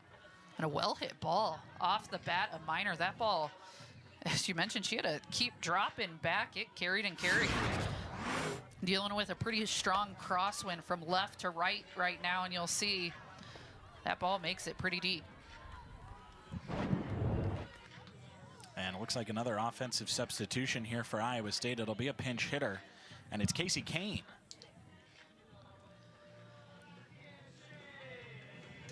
Now batting for your Cyclones, number 28, Casey Kane. Casey Kane at one point this season was really a mainstay in the Iowa State lineup. And time called here as Sydney Stewart will go out and chat with Riley Holder how to approach this hitter. And Coach Christian Conrad's going to come out and have the conversation as well with Holder. And the 7 and 8 spots in the lineup, Coach Pinkerton has had a lot of shuffling throughout the weekend. I think he's really just trying to play chess with matchups right now. What he's seeing in some pitchers, he's trying to put the best hitter at the plate to be successful. I mean, Tiana Poole on the day, 2 for 2 with 2 singles, and choosing to pinch hit in this situation. Kane, as I mentioned, has been a mainstay at times throughout the season for Iowa State, but has not started or even appeared in this series Didn't appear against UNI, only appeared in one game against Texas Tech as a pinch hitter. The freshman is putting up a pretty good season, especially for freshman standards. But as the lineup has shuffled around a bit, she's mostly been in the DP spot, and I think Coach Pinkerton wanted to see more lefties in his lineup, so he used that DP spot to get Victoria Prado in the lineup. But now he wants the righty at bat here, and Casey Kane getting an opportunity. 1-1, low and in.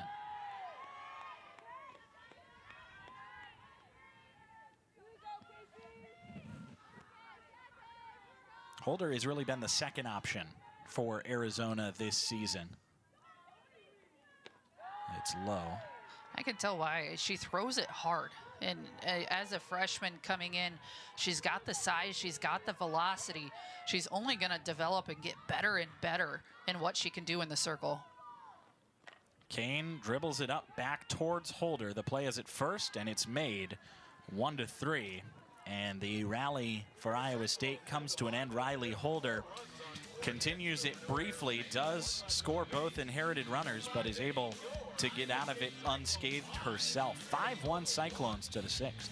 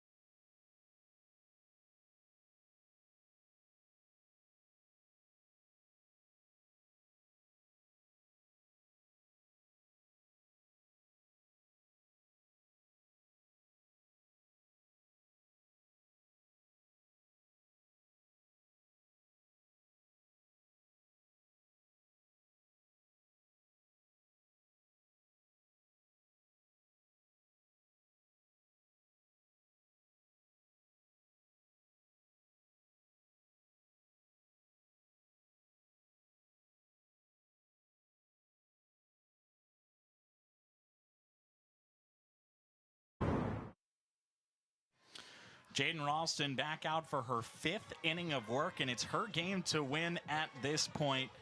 And she has just as much to do with Iowa State potentially winning this game as the Iowa State offense. She has been spectacular. She's done a nice job just, for the most part, inducing weaker contact than what we've seen from Arizona yesterday. And now in the 6th more inning, she has 6 more outs to get. Needs to continue with what she's doing. Nice pitch there, just misses on the inside corner. And for Iowa State, the fact of needing to be strategic. Yesterday, waited maybe slightly too long in taking Skirman out. So it's all a game of strategy here. And she's throwing well. If she continues to do that, keep her in, but have a short leash and know who you have to work with. It's Jenkins, Lucas, Jennings. 5, 6, and 7 for Arizona.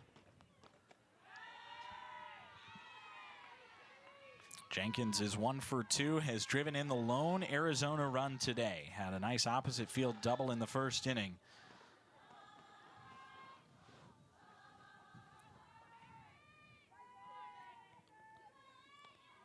Ralston's 2-1 is pulled foul. Sharply hit ball by Jenkins, but just out in front of it.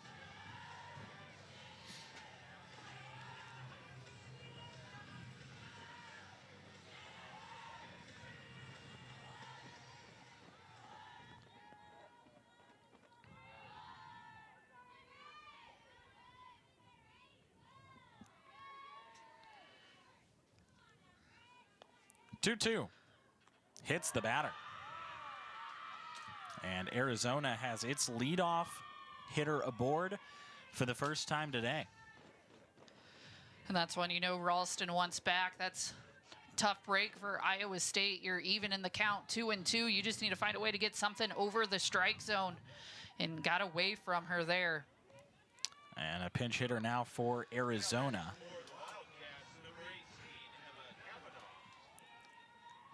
It'll be Emma Kavanaugh.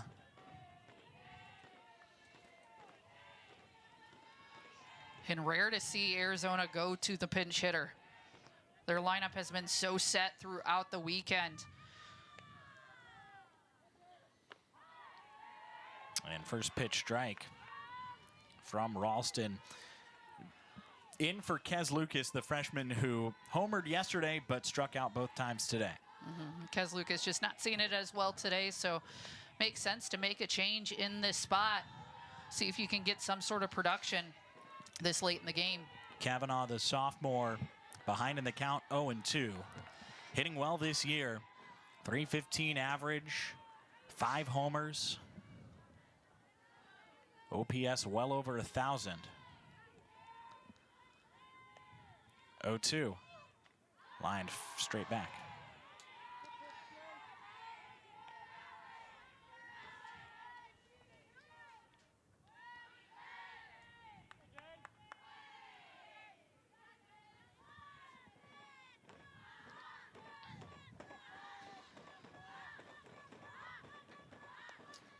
Again to Kavanaugh.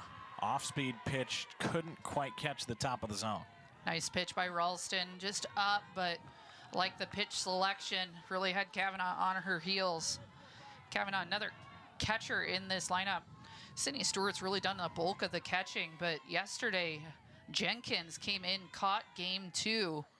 1-2 lined over the leaping glove of Andrews at third, down and left, a base hit.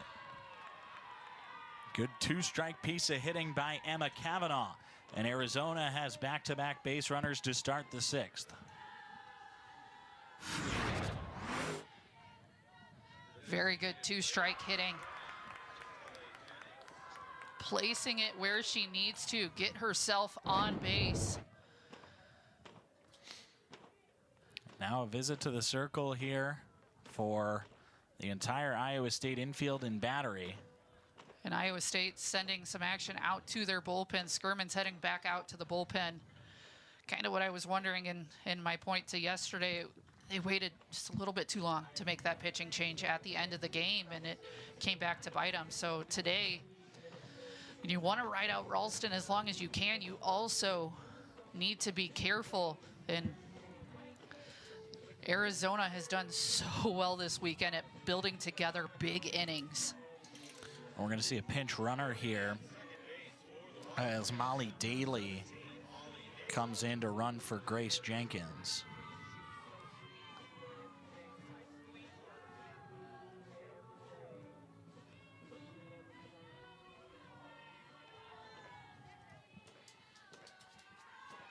Talay Jennings at the dish for Arizona. Her first year as a Wildcat. After 2 years at San Diego. Takes strike 1. And remember, Jennings' last at-bat, she went deep into center field. Probably the furthest ball away from home plate that we've seen hit today. Yeah.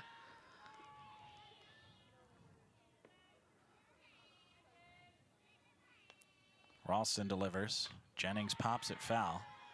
Not the first member of her family to play at this ballpark. I confused her with her sister Tiare in her last at-bat, who was a 4-time national champion at Oklahoma. I seem to remember some big games for Tiare Jennings in this ballpark. I think it's a name we all remember in this ballpark. A phenomenal player. It's 1-2 on her younger sister Talay. And an interesting career, too, for Talay Jennings, who, as I mentioned, started at San Diego. Numbers that don't pop off the page. 203 batting average last year, 256 as a freshman. Transfers up a level to Arizona. And you assume, okay, Arizona's adding a depth piece here. She's in the starting lineup. She's hitting .344 right now. Yeah, been a crucial piece of this starting lineup for Arizona. And sometimes it's just about the environment you're in. And could be a difference in coaching, could be a difference in atmosphere. All those things make a difference for a player. Ground ball through the legs of Shepard and into center field. 1 run is in. It's an error likely on Caden Shepard that gives Arizona their first run since the first inning. And Caden Shepard off the bat sees that coming, is thinking double play automatically.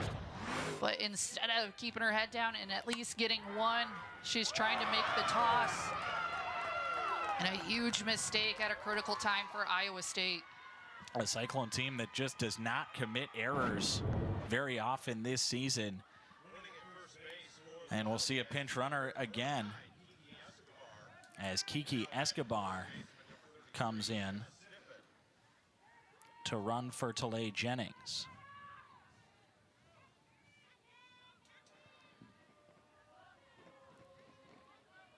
And it's Jenna Sniffen who takes downstairs for ball 1.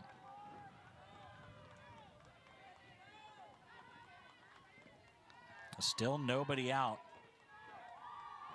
And a dangerous hitter at the plate. She's 0 for 2 today, but had 4 hits yesterday in the doubleheader. Big hack there.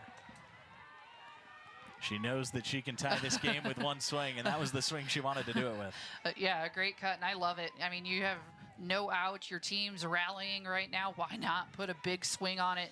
See what you can make happen. 1-1. Nice pitch. In there for strike 2. Nice job by Ralston.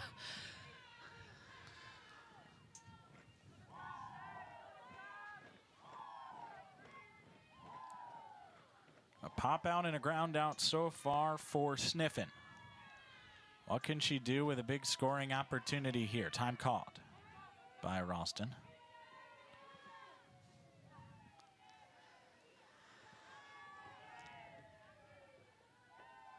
Iowa State middle infield still playing deep, playing double play depth. That one misses the inside corner. You can tell defensively they're more interested right now in the double play than that runner at third, trying to get out here in the inning. Although any run Arizona gets, quite scary for Iowa State. 2-2. Line drive, left field. It is down for a base hit. 1 run will score. Runner coming to third is safe. It's an RBI double for Jenna Sniffen. And Arizona is within 2 with 2 in scoring position and nobody out. And game after game, we see their ability to put up a big inning. Yesterday, the 7th. Today, the 6th. And Coach Pinkerton's looking at the pitching change now. Lauren Skirman coming back in for Jaden Ralston. Well, Ralston, a great 4 innings in relief, but in her 5th frame, things start to fall apart. Lauren Skirman is back in for Iowa State.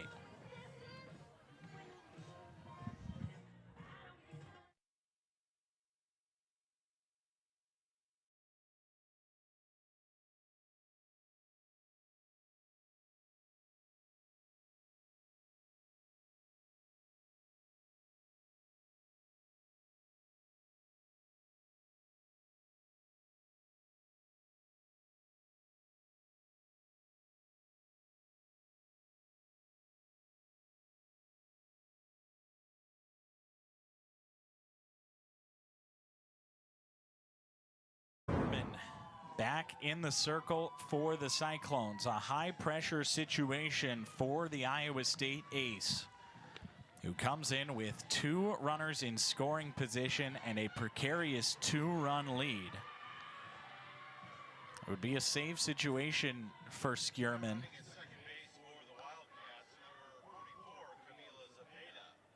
And another pinch runner for Arizona, as Camila Zapeta is running at second base. So a lot of Substitutions here for the Wildcats,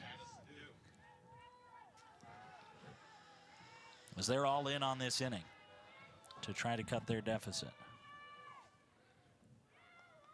Addison Duke, the number 9 hitter, faces off against Skierman for the first time today. Addison Duke yesterday was a big part of the rally in the 7th for Arizona, looking to do the same today. That was her big home run. Her 4th of the season. 1-0 pitch. Outside. Skierman started today through the first inning. Gave up a couple hits, a walk, and a run. Struck out a batter as well. Now back in relief. 2-0 pulled foul. And a nice pitch by Skierman going back to that inside corner. Both pitching staffs today have really been working with a tight zone. That's something we've seen all weekend. And the pitchers have done a nice job recovering, coming back, and attacking where they can.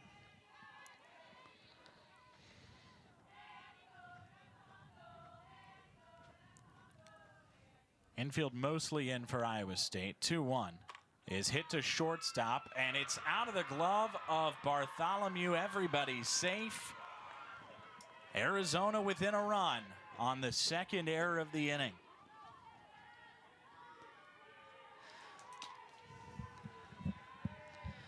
Iowa State just struggling with the pressure right now. That ball to Bartholomew, and I think Coach Pinkerton's going to bring in the whole infield, have a conversation with everyone, see if they can get the emotions brought back down a little bit.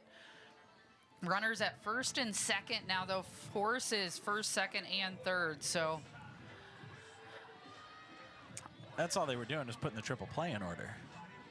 Some would call it that. Yeah. Yeah, against the speedy, fast Shockey. Right. Yeah. Yeah. Well, they're going for the unassisted triple play. Go for the line out. Yep. Step on the bat. Yeah, there you go. Runners are moving. Line out up the middle. Step on a base, tag a runner. If you speak that one into existence, I'd be very impressed. Reagan Shockey, the batter, 2 on for Arizona, 3 already in. And the bunt, it's past her bat, but both runners advance. And did she pull it back is the question. She did, according to the third base umpire. Yep, she does. Yeah, great job by Shockey, able to get her bat back. Those are the ones scary as a hitter. While you're intending to get it back, the ball can nick your bat. And she wants to bunt again. She takes a strike this time.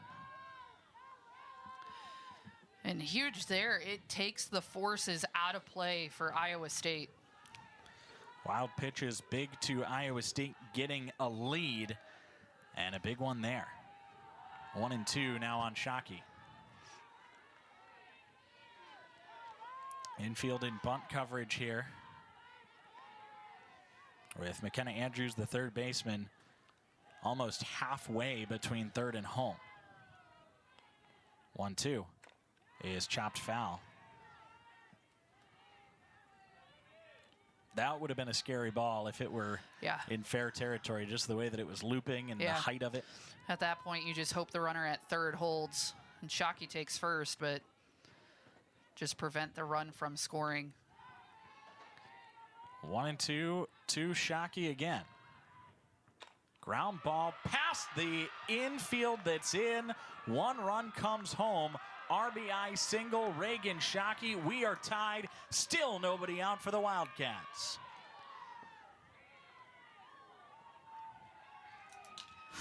And we saw it yesterday. We're seeing it again today. Their ability to piece together an inning, just playing base-by-base softball. This is why they are ranked in the top 15 in the country. Serenity Trice grounds one back to Skierman, and the throw goes to third, but everybody's safe. It's a no outfielder's choice for Serenity Trice to reach. It loads the bases, still nobody out. And Skierman's nodding her head there. She knows as soon as she has the runner committed back towards third, needs to go get the out at first base. Taylor Beal with the bases loaded. Takes strike one. 4 runs in the bottom of the 5th for Iowa State. 4 so far for Arizona in the top of the 6th. But they are still threatening. Yet to be retired in this frame. Hard hit ball foul. Well foul by Beal. She has singled twice today. Even with this productive inning for Arizona, Beal is still the only player in the Wildcats lineup with multiple hits today. She's down 0-2. Swing and a miss, strike 3. Big out for Skierman. Only the first out in the inning. We're going to see Iowa State defense still playing in.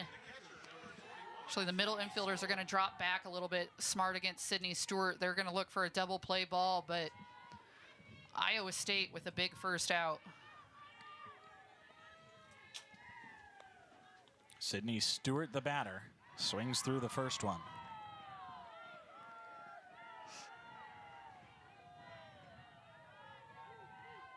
Not the hitter I want to face. The tie game and bases loaded. But exactly the hitter I want up if I'm Arizona. High pop up behind home plate. This will get well out of play.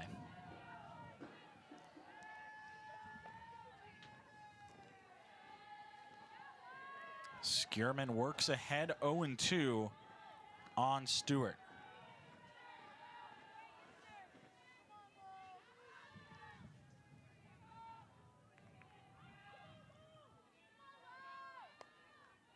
The pitch outside. Nice pitch by Skierman going off the plate outside, seeing if she can get Stewart to chase. Similar to the pitch that she got Beal to chase on. Yes. 1-2. Ground ball weakly hit up the middle. Bartholomew Gloves throws to first, not in time. The ball gets away from the first baseman Malat, and another run comes in.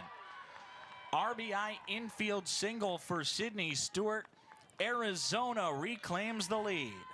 An all-out hustle by Sydney Stewart to beat it out.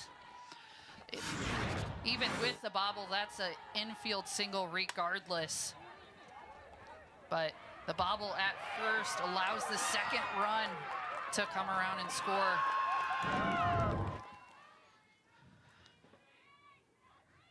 And Trice moves to third on the play.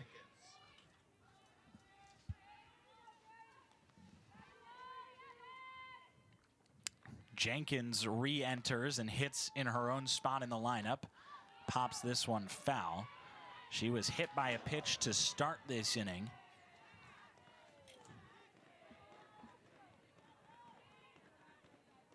And then was pinch run for. That run came around to score. And now she's back up, still with 1 out in the inning. The pitch is a strike.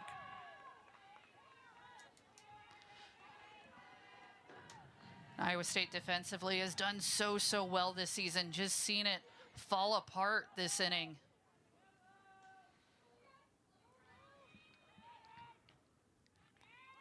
Oh-2 on Jenkins. High fly ball, center field and deep. Johnson watches it go. 3-run blast, Grace Jenkins. And Arizona blows open the 6th inning.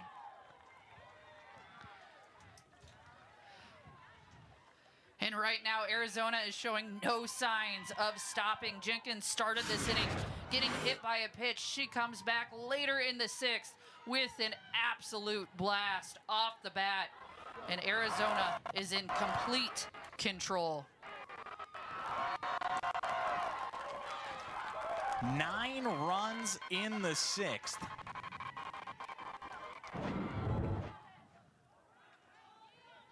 Arizona was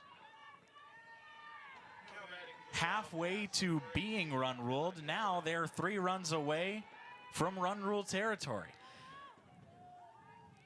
So many opportunities for Iowa State in this inning to get the outs, and everything just seemed to fall apart at once. And a team like Arizona, they're going to take advantage of those mistakes, and they've done exactly that all day today, especially here in the 6th.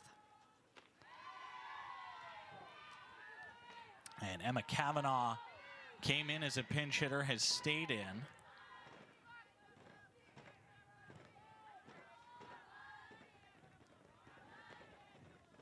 Tuo is outside, and it's now 3-0.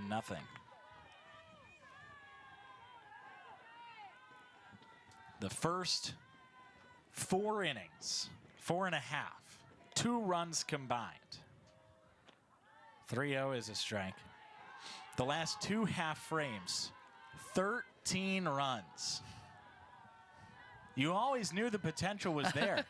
I said this offense is going to make something happen at some point. And ground ball left side, Bartholomew gets there, long throw, and it's just barely in time for out number 2. Kavanaugh retired.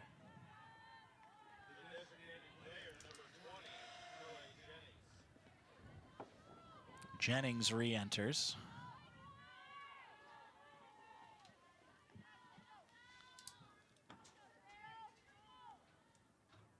She reached on error. An error that really changed the complexity of this inning. The complexion. Could have been a ground ball double play. Would have at least been 1 out.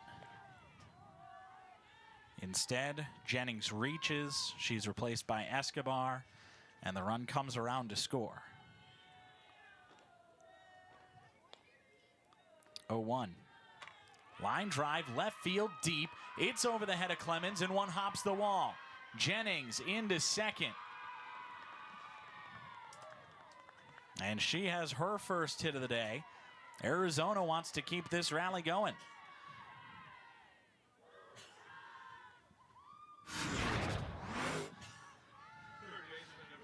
And Jennings there, the lefty going opposite field, a hard hit ball. She'll run her own bases this time around to stay in the game. That's a bat you want to keep.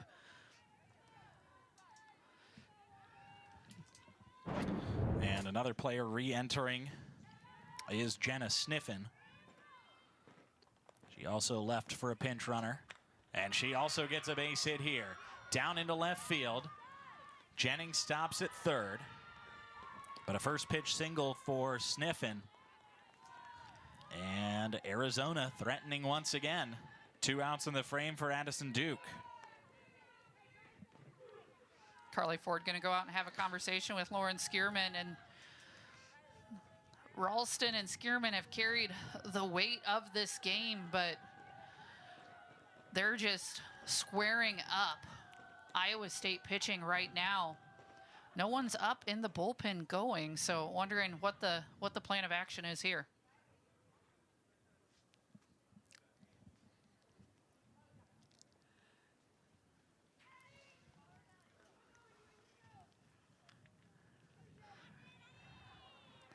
Addison Duke has walked, struck out, and reached on error. As you mentioned, though, Arizona now only 3 runs away from putting themselves in a position of a run rule. So these next couple of bats, crucial. Iowa State to get out of this, and it was Duke yesterday. Huge home run in the 7th. That would put a lot of pressure on Iowa State, who has 9-1 and 2 due up in the 6th. There's one pulled, but foul.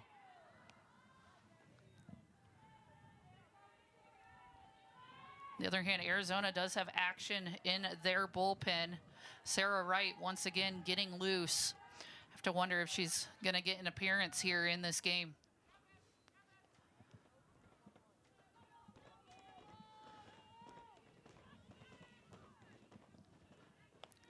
One and one. Just missed.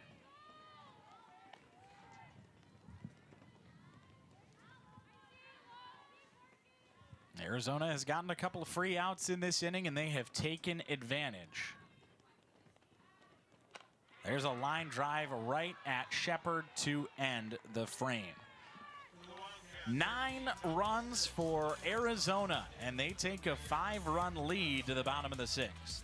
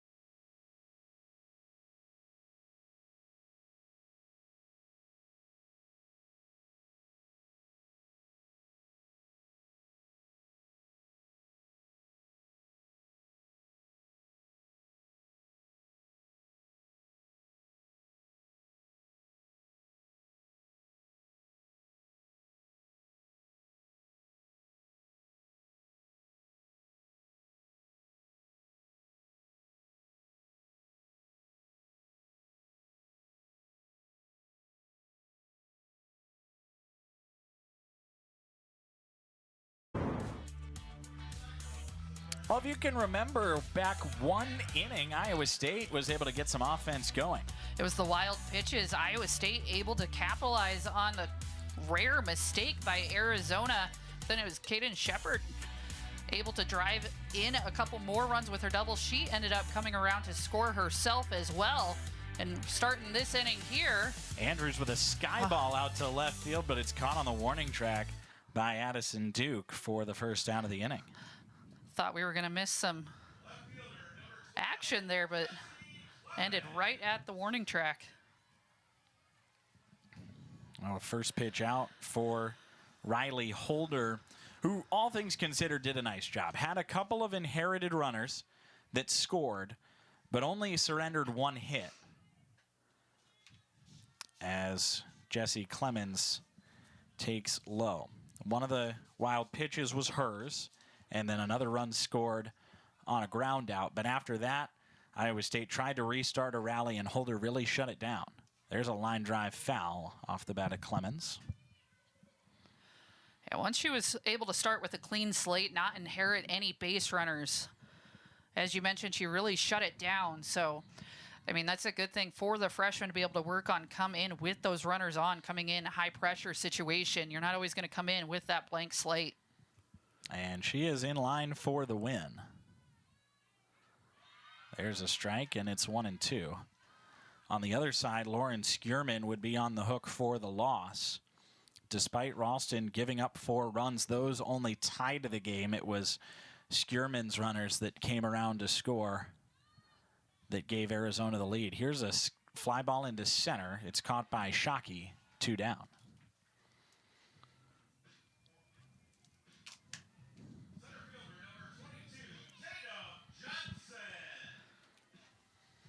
Tatum Johnson is 2 for 3 today. A double in the first, a single in the 5th, came around to score. And we're seeing that extreme pull side shift again put on by Arizona, which is strange to me because Johnson's double was to the opposite field. Right. Yeah, double, ton of power into left.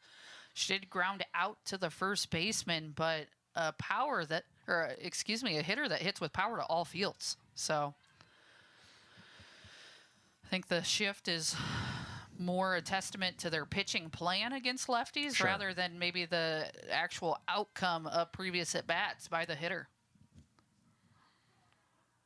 The 2-0 is taken inside.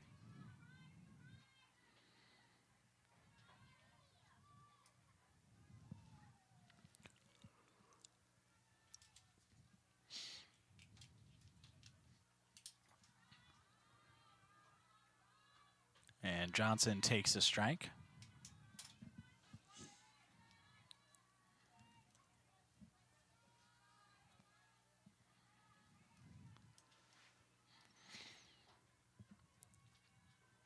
The 3-1 is low for ball 4.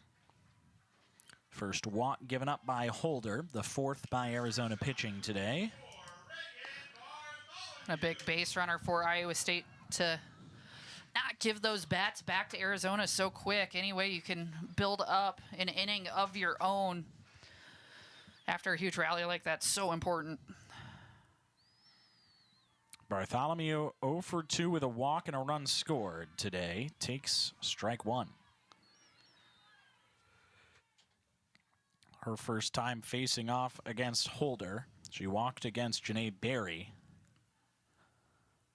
There's a nice off-speed pitch for strike 2.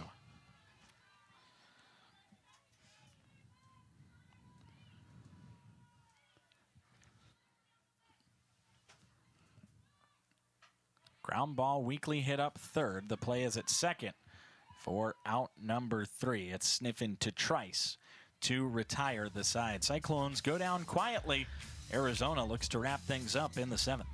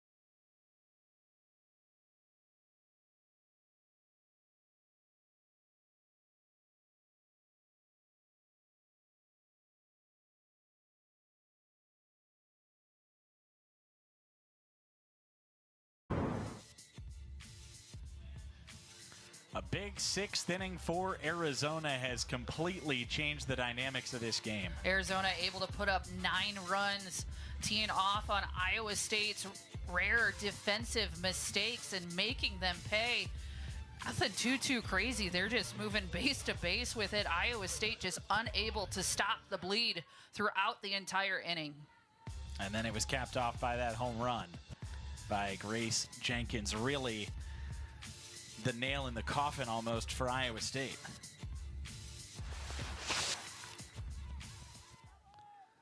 It's the top of the Arizona order here. Reagan Shockey is down 0-1, now 0-2. Lauren Skierman back in there for the Cyclones. Gave up 5 unearned runs in the top of the 6th, and is on the hook for the loss. 0-2 is low to Shockey. Shockey, Trice, and Beal, 3 left-handed hitters at the top of the Arizona order, due up in this 7th inning. And Beal's spot in the lineup, only spot in the Arizona lineup today that hasn't scored a run. All other 8 spots in the lineup have came across to score at least once. Her one time up in the big scoring inning for Arizona was a strikeout. She had hits in the 3rd and the 5th, and none of her teammates did. Swing and a miss, strike 3. Skierman picks up strikeout number 3 of the day for her. 5th strikeout by Iowa State pitching. If you're Beal, you're like, well, if we're going to put up an inning that big, I'll be the only one. Yeah. If the rest of you are going to score, I can sit this one out. She took one for the team. Yeah. Serenity Trice takes downstairs. And Trice now will likely be her last at bat here in Ames. The Iowa State transfer has had a great weekend offensively and defensively for the Wildcats. Takes strike one. 1 for 4 today with a pair of runs. Reached on fielder's choice in the 6th. Singled and scored the first run of the game back in inning number 1.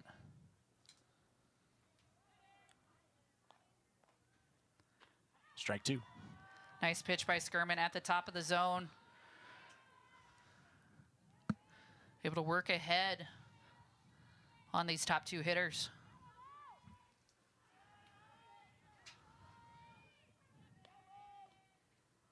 Trice pokes it to left field. Clemens doesn't have to move much for the second out.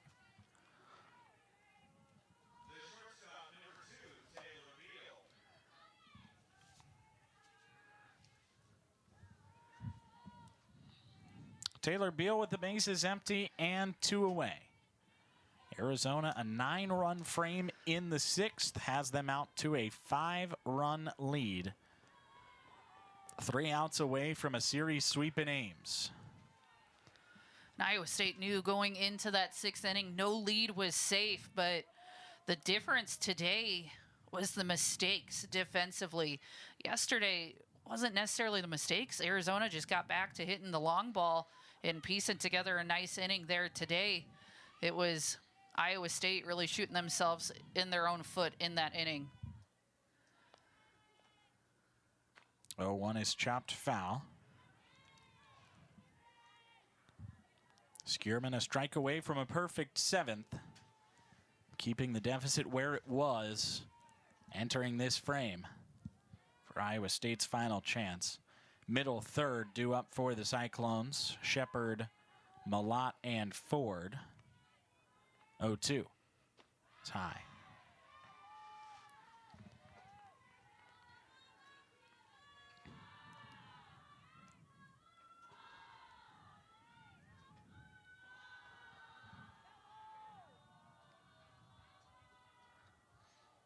Here's the 1-2.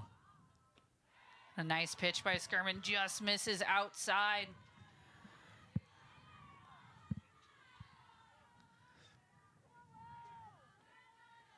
Beal tries to work herself on base for a 3rd time today. 2 for 4 with a pair of singles. Skierman delivers. Beal takes high and wide.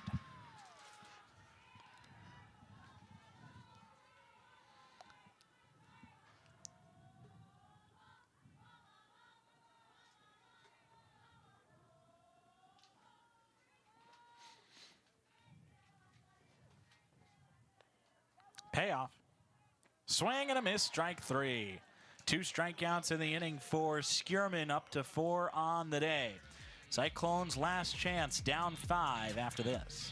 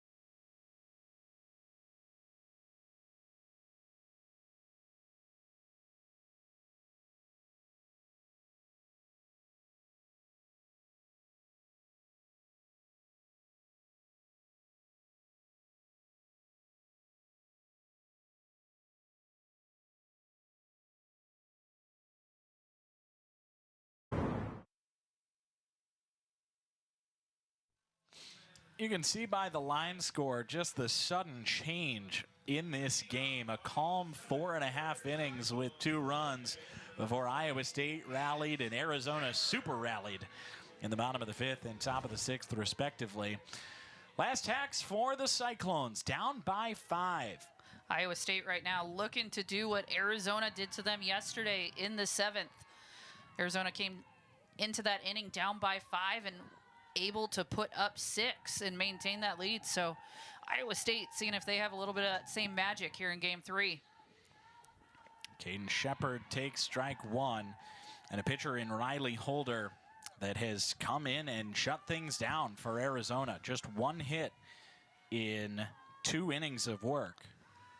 Got all 3 outs in the 5th, despite some tricky situations with inherited base runners, and then did not give up a hit in the 6th inning. Now facing off against the middle 3rd in the Iowa State order. Shepard faces Holder for the first time today. 2-1. There for strike 2. A nice off speed there by Holder. Pitcher, as we've talked about, throws with some really nice velocity, able to mix it up to even the count back up at 2-2. Time called by Holder. Her game to win as she looks to close the door on Iowa State. Swing and a miss, strike 3. First strikeout today by Arizona pitching. And it becomes the first out of the 7th inning.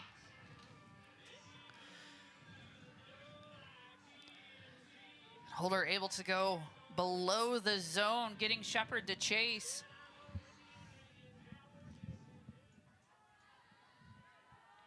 Mulatto for 3. She gets credit for an RBI with her ground out in the 5th. Popped out and flew out otherwise. Line drive up the middle, a base hit. And Sydney Malott is aboard with 1 out in the 7th, her first hit today. How do you eat an elephant? Piece by piece. 1 bite at a time. Yep, then Malott, the righty, able to bring that out into right center.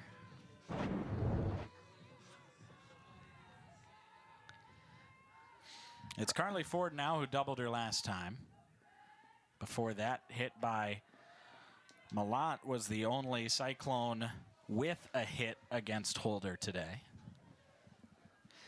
And this part of the lineup for Iowa State has done a nice job just getting themselves on base today. So looking for more base hits. That one's skied high. Likely not a base hit. Beal makes the catch. Certainly not a base hit. 2 down.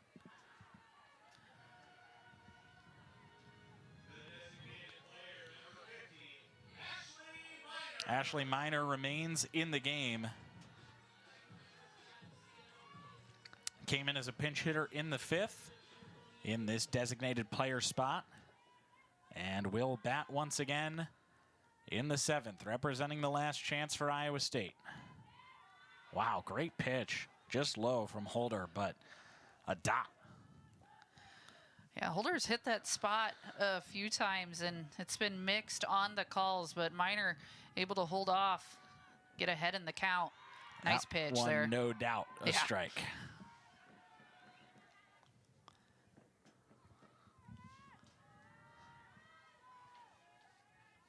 Miner in her senior season has seen her roles change with the Cyclones.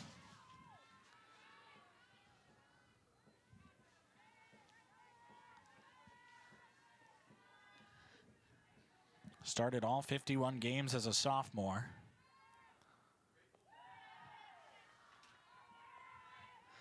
As a student athlete, sometimes it's just about taking the opportunities that are given to you and making sure you're making the most of them.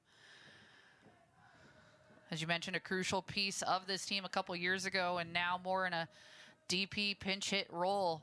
But she's done a nice job yesterday, able to get on base with the double and then Today, this is her second at-bat, so able to get some at-bats here in this weekend. Faces a 3-1 count here. Iowa State needs 5 runs to keep this game going, 6 to win. Riley Holder looks to finish off a stellar day in the circle.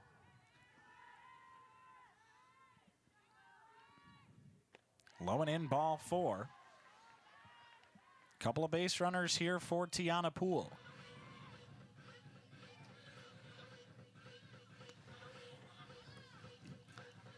Poole came out of the game for a pinch hitter in the 5th. And we'll see Minor come out of the game for a pinch runner here as Ireland Buss takes over at first base. Poole 2 for 2 on the day with 2 singles. Didn't get the at-bat in the 5th, so looking to see if she can give herself the perfect day at the plate.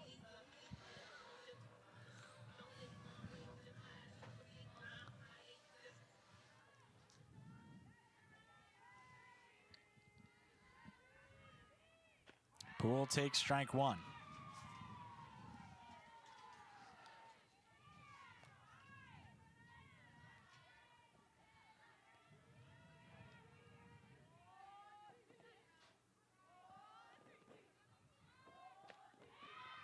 That one inside, maybe a touch low.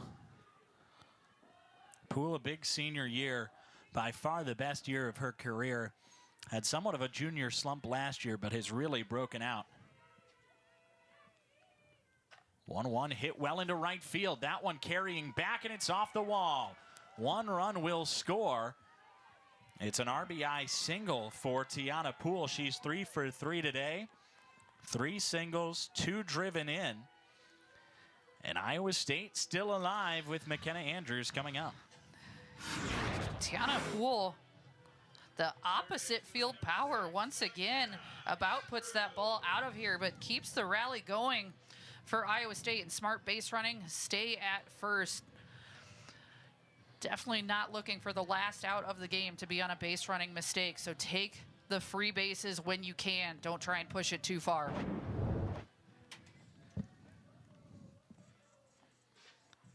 Visit to the circle here for Christian Conrad. Against my recommendations, he has stayed single hood. It's also warmed up a little bit. Yeah, and it's definitely full sun on the field right now. Cloud cover has abated a little bit.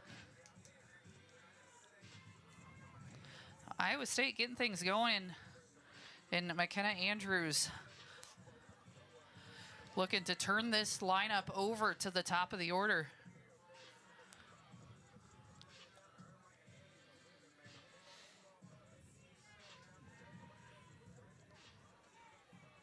Still some big wind to deal with as things have warmed up in Ames. Runners on the corners, and the pitch is low to Andrews. 0 for 3 today. Line out, ground out, fly out so far in the 2nd, 4th, and 6th innings, respectively. That one floats in for strike 1.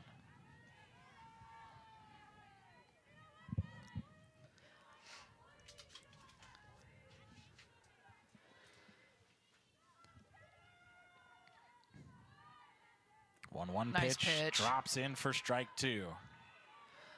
Holder doesn't throw that off speed nearly as much as we see from Janae Berry, but when she does throw it, it just locks you up as a hitter.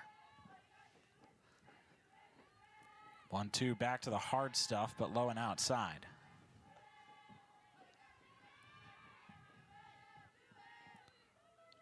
Cyclones down to their final strike. McKenna Andrews hitless today. 2-2. Ground ball off the glove of the third baseman, sniffing it into left field. A run scores as Buss scores from third. Poole stops at second. Andrews reaches on what's likely a single, I think. Hard hit ball, tough play to make. And now Iowa State, top of their order, tying run is up to bat, and Jesse Clemens. A 2-out rally for the Cyclones has seen 3 straight batters reach. A walk and 2 singles. Jesse Clemens bats, Tatum Johnson looms on deck. And it's 2-0 on one of the most fearsome hitters in Iowa State's lineup. 15 doubles, 3 homers, 24 driven in for Clemens this season. Big Huge hack swing there. I love it. I mean, you're ahead in the count, 2-0. You're the tying run. I mean, we talk so much about building a rally, playing base-by-base softball, but when you're to the point you're the tying run or the winning run on deck, and you can change it with a 1 swing, do it.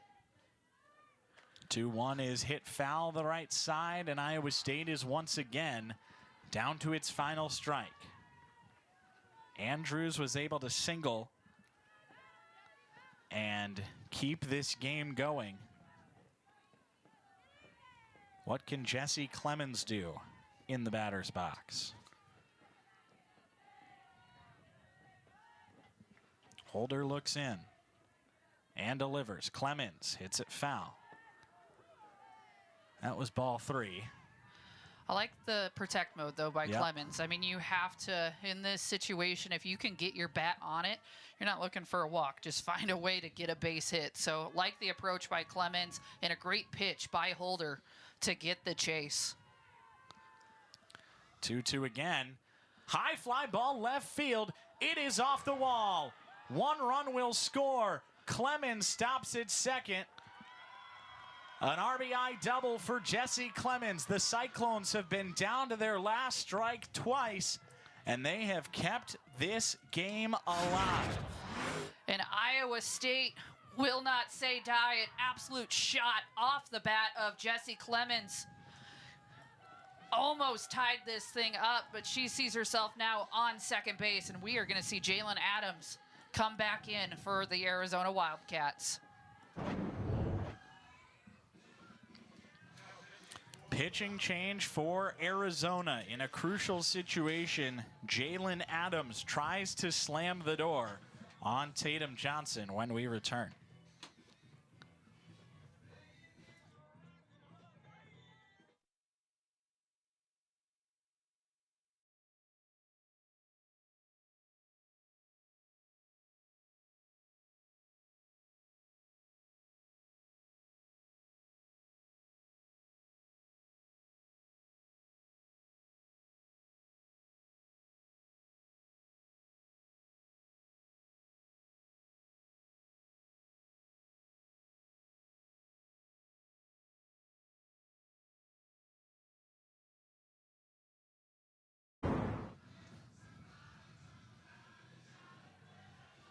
Jalen Adams trying to finish what she started.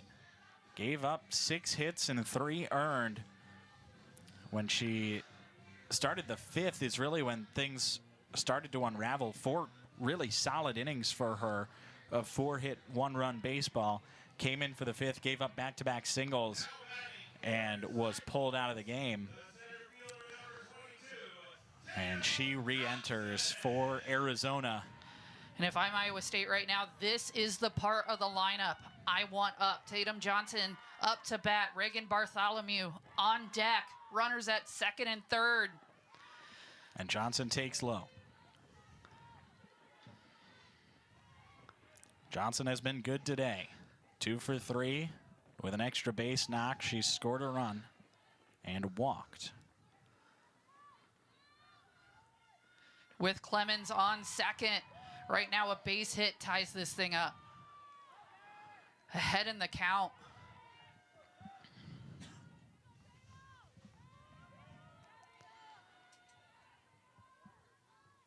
Two 2-0 on Johnson. The pitch. Strike over the outside edge. That's where Adams has wanted to be this whole at bat. Yeah, and that, I mean, that's dangerous. That's the pitch earlier in this game that Tatum Johnson took out to the left field fence and hit it off the wall. 2-1. High and tight.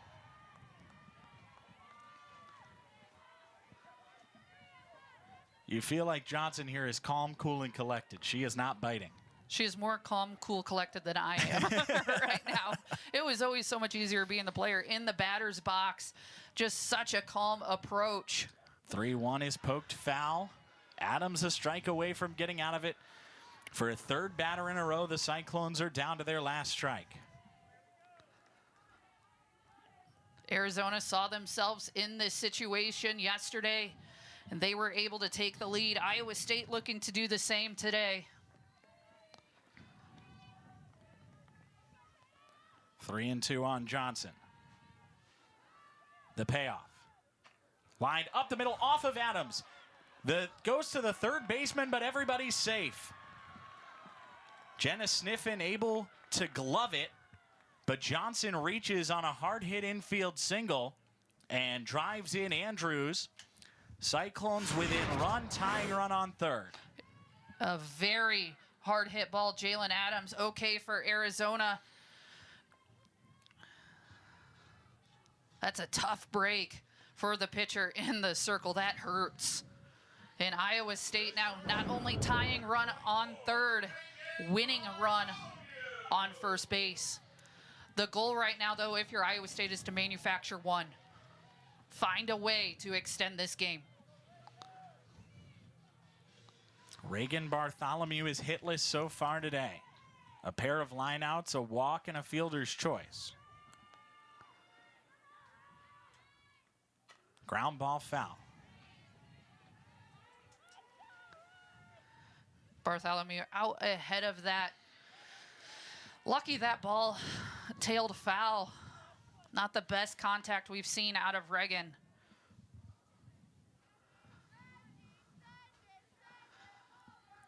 And with these two base runners, I mean, you never want your final out to be at home, but do you get some action moving at first base right now?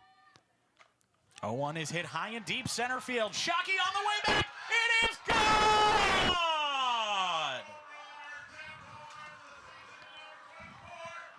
Walk-off home run, Reagan Bartholomew.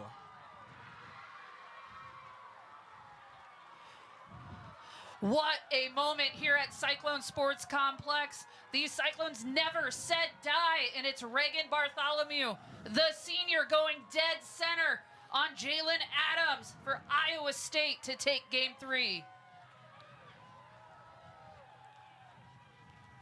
Wow.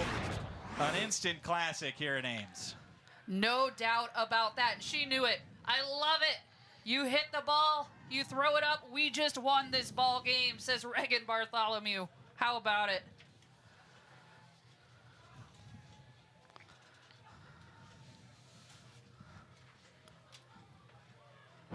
Reagan Bartholomew hitless all day, able to give Iowa State its first win against these Wildcats in program history, and the first ranked win for the Cyclones this season.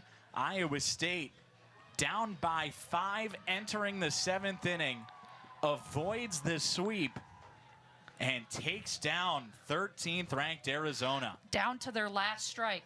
Three times in a row. 3 times they were down to their last strike and came back. For Allie Kappert and our entire incredible Ames crew, I'm Noah Wolf saying so long from the Cyclone Sports Complex, where the final score is Iowa State 12, Arizona 10. All games airing on ESPN networks are streaming live and archived on the ESPN app. This has been a presentation of ESPN.